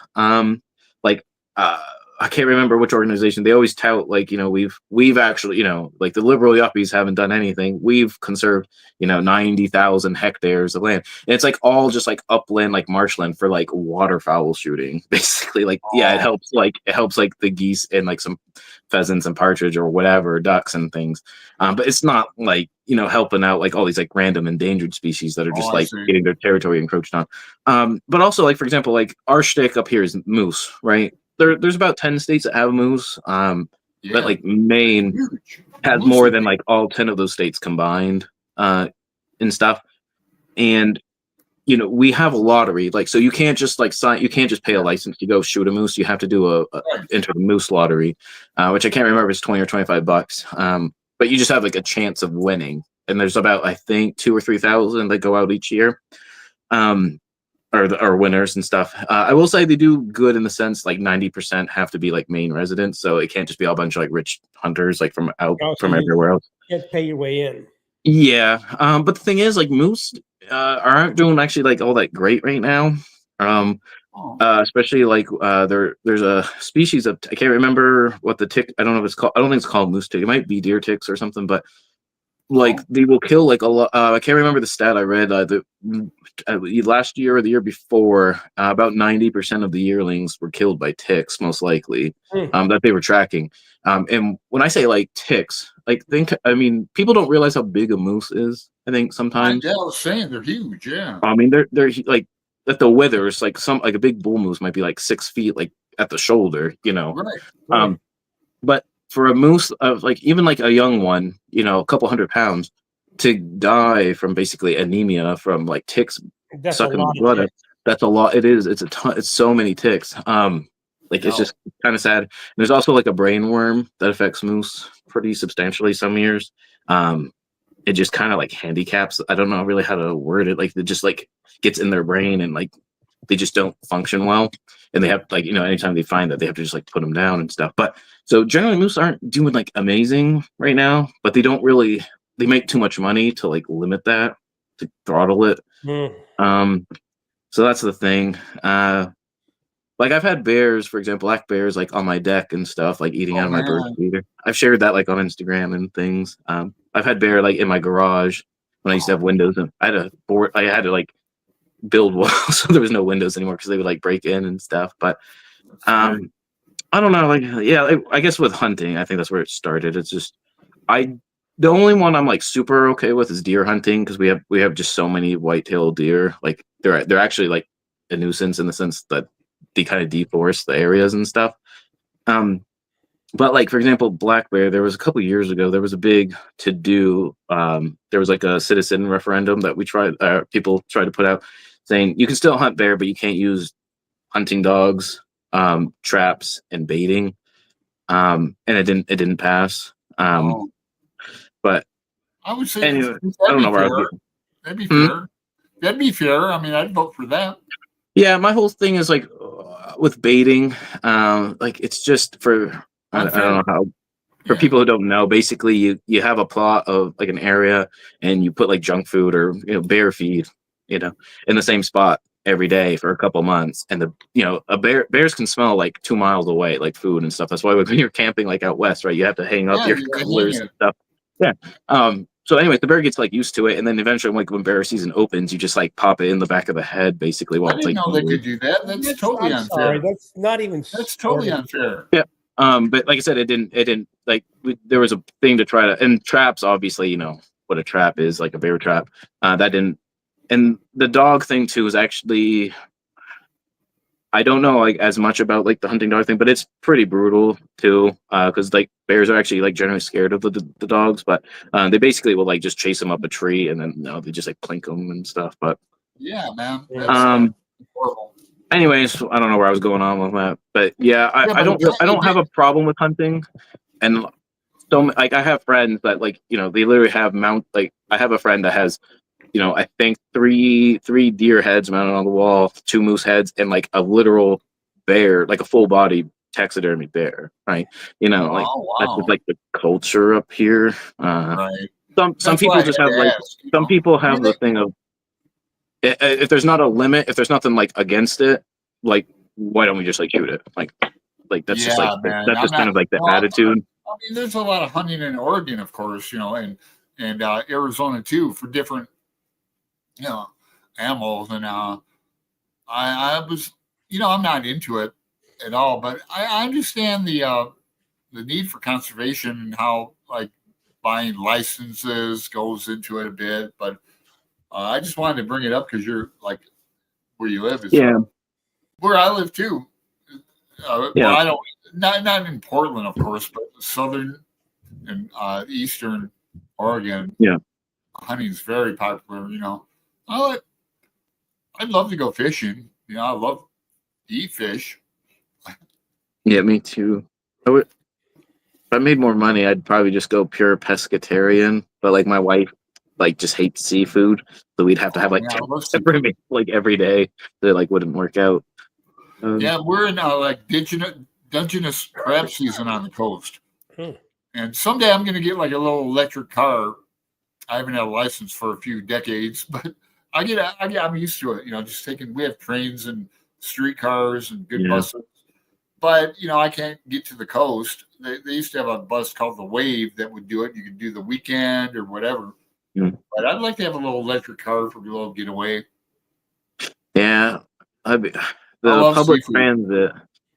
So I'm in social work, and a lot of stuff it's like run by a lot of agencies kind of like go by the state, right? And they're used to down east Maine, right? Everything like all the major cities are kind of close together, and they have bus systems and things like that. Like where I am in the north, in the west, right? They're literally not like it takes us like if I wanted to buy like I don't know, sneakers, like running shoes, I'd have to drive at least an hour to go to a store that even sold them, right?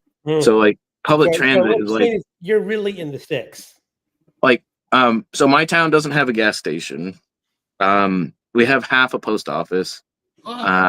I have to go to the next town over for a gas station. They have like one like little general store that you don't really want to shop at because everything's like crazy expensive because it's just for people that like don't want to drive into like town.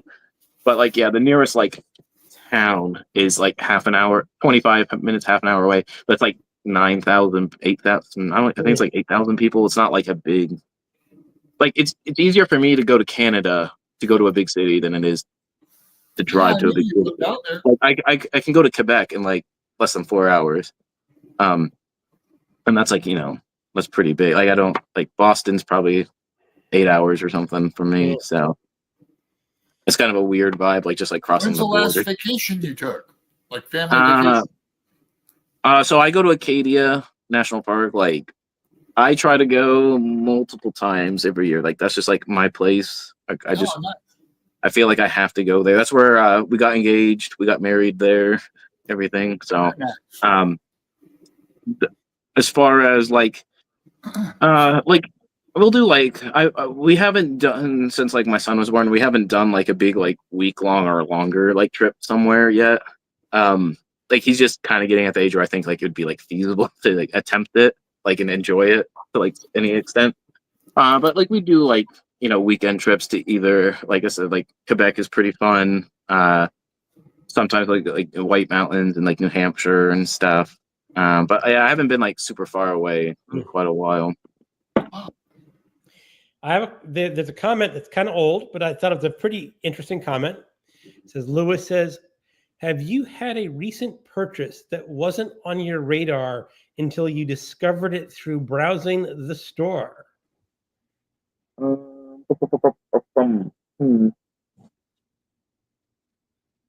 Here's one that I forgot about.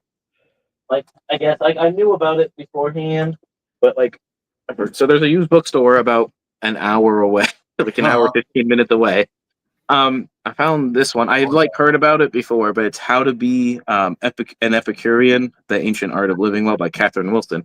And I like Epicurean philosophy. It's like kind of the opposite of like Stoicism. I just get really annoyed with Stoicism in general. I feel like it's been like corrupted like so bad with like the modern. They're called like a lot of like my friends on the Discord call them Broics and stuff. Marcus Aurelius. Well, this is Seneca. I actually have letters to a Stoic from a Stoic by Seneca. Yeah, there's the Seneca or Marcus Aurelius, Musonius Rufus, and Epictetus are like basically the four that we have anything about. But Epicureanism like gets a bad rep in like modern parlance. Like it's very often associated with like hedonism.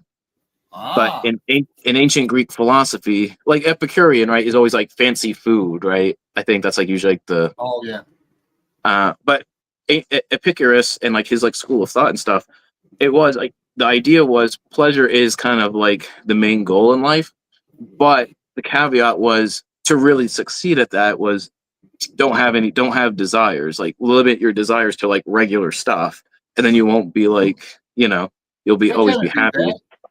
I kind of do that. Like it doesn't take much to make me happy. Yeah, like just live like a very simple kind of life. So when I was there too, right next to it was this one. I guess this is the one that answers the question. It's Epicurean Simplicity by Stephanie Mills.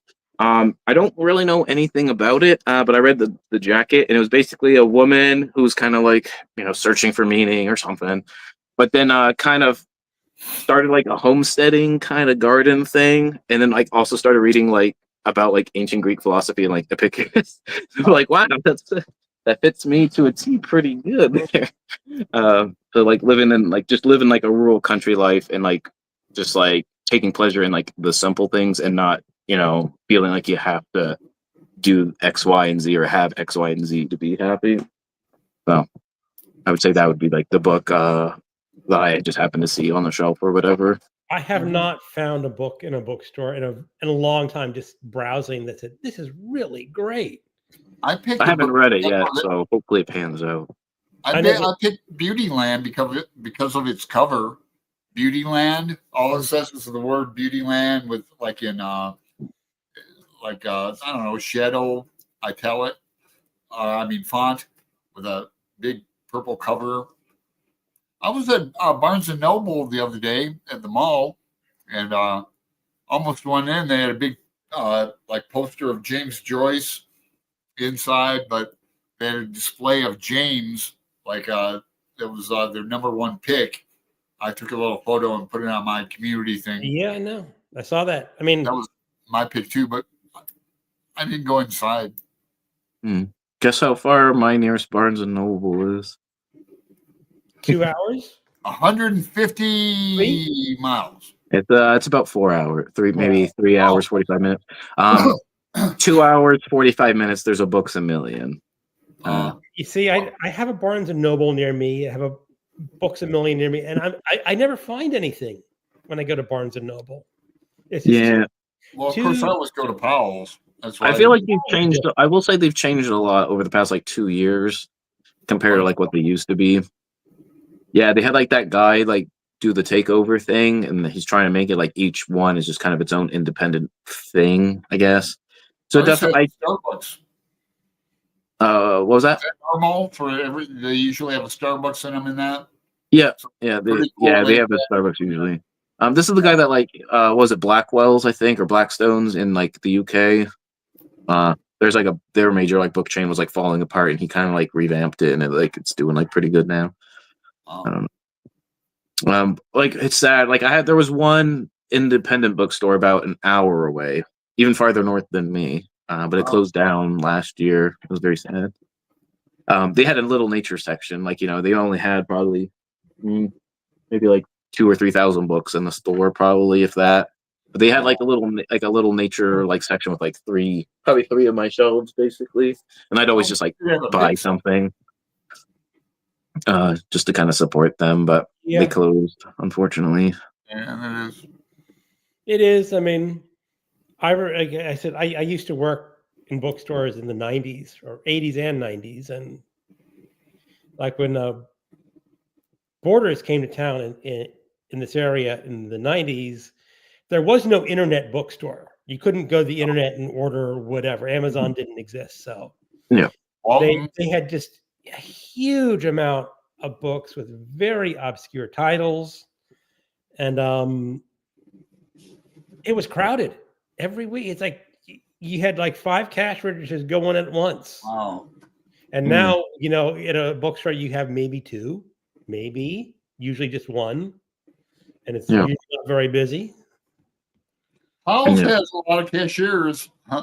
They're going. That's next time I'm in there, I'll take some picture of the cashiers. They must have 10 of them. And then information people, information booths all around. But they're kind of a landmark for that area. They're the largest bookstore in the world. In the world, okay. So yeah. Portland's known for a lot of weird things. Number one, we don't have fluoride. We've got the. I don't think a lot of people are going to have fluoride theoretically. Dentists are going. Yeah. No, it doesn't bother me. I don't know. We have the smallest park in the world, etc. Most microbreweries in any other city in America. Yeah, I'd like that. Yeah, I like that. Clubs per capita, even more than they sound like. No, that can't be right, but it is.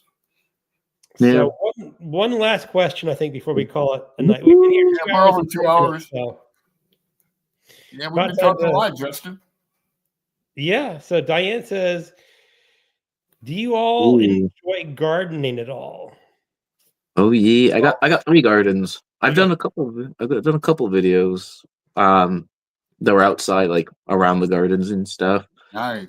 Yeah. I love gardening, but I don't do it. I had one when I was with Molly in Toledo. We had like a backyard garden, and I did tomatoes, potatoes. Potatoes are so easy.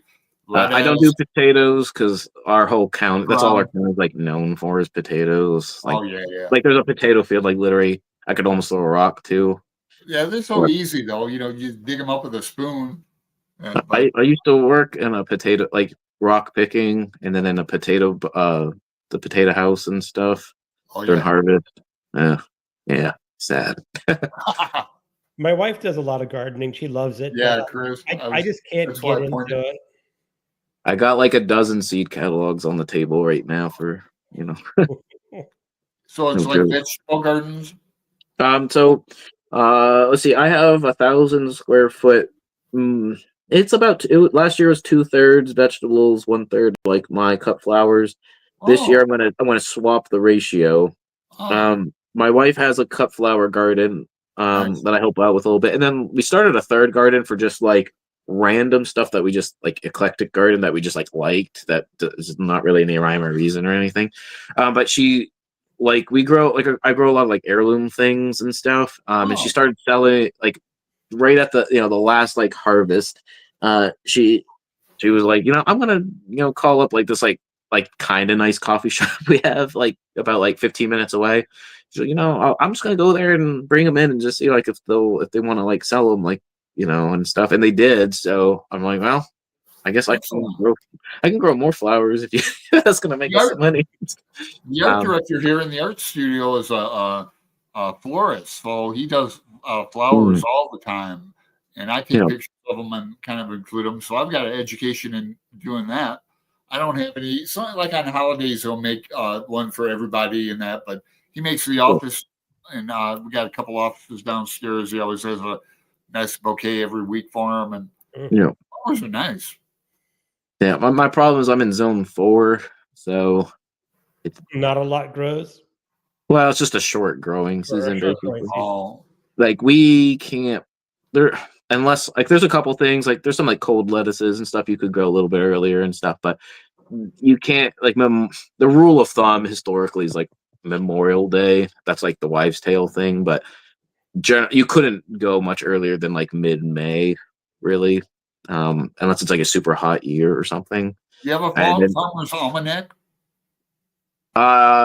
Do I ever use it? Is that what you said? Yeah. Do you have one? No, I know what it is, but no. They're kind of cool to look at. I like looking at them. Yeah, they're more like a collector's item, I think, now. Ben Franklin, yeah. But like, and then our growing season ends like in October for most part, so we only get like 5 good months, which is pretty sad. You build a greenhouse. I have one now. I built last year. It's a pretty cheap one because I was like, I don't want to invest in like this huge monstrosity if it like doesn't pan out well. Because like there's a little bit I think of a learning curve as far as like getting the humidity and the temperature kind of right. And the problem is up here, the idea would be to use a greenhouse to extend the season on the beginning and the end, right?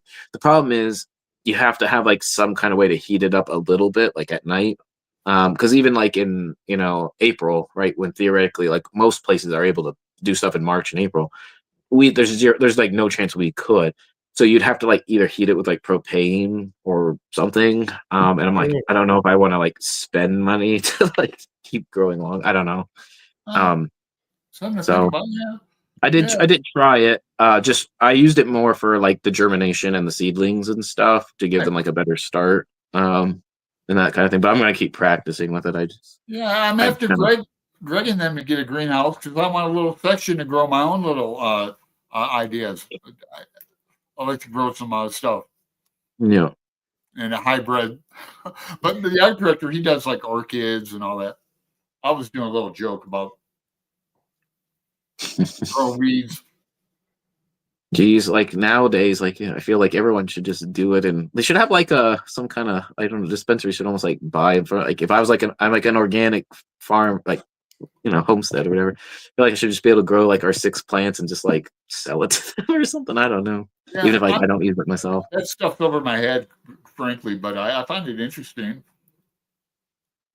Yeah. Yeah. All right, guys. Yeah, man. 2 hours and 15 minutes, just about. Justin, You thank go. Great show. so much for coming on. No Being a worries. guest. No, I had a lot of fun. It is. Yeah, people get a lot of recommendations off you, Justin. Yeah, I will say I do like, as far as nonfiction goes, I do like when people leave comments. I love the comments when people are like, I've never seen this book anywhere else on BookTube, or never heard of like this author or whatever. You always like have like, so I feel like that's kind of like my little niche is like, the science and like kind of the like ancient histories and stuff. Like, they're not as prominent on YouTube. Nonfiction, and he used to do some ancient history. I don't know if he does that anymore, but Who was that? Read by Fred. Oh yeah. Oh yeah. Yeah, he just did a video on the story of civilization and stuff too. Like he got like the whole set. Oh wow, that set is huge. Each book that set is huge. I have it on my top shelf. Like people never see it because I have 6 shelves, and then there's a top shelf, and it's up there that I rescued from like a library when they were going to get rid of it. It's just, yeah, like I think the shortest one's like 800 pages or something. Yeah. And they're like 100 years old. I'm just like, they are. They're probably outdated, but that's kind of like, it'd be more of like a historiographical project. But I'm like, do I want to spend 10,000 pages on that? Probably. I don't know. You don't know. Yeah. Probably. All right. Well, thanks again. Thank you. If you're still in the chat room, Diane and Constance said hi. Diane, thanks for showing up, everyone. Thanks for the questions. Yeah. And, 2 weeks, I'm going to be off. Yep. Have fun. Panama and Colombia. Yep. All right. Take care. Later, guys. Good night, everyone.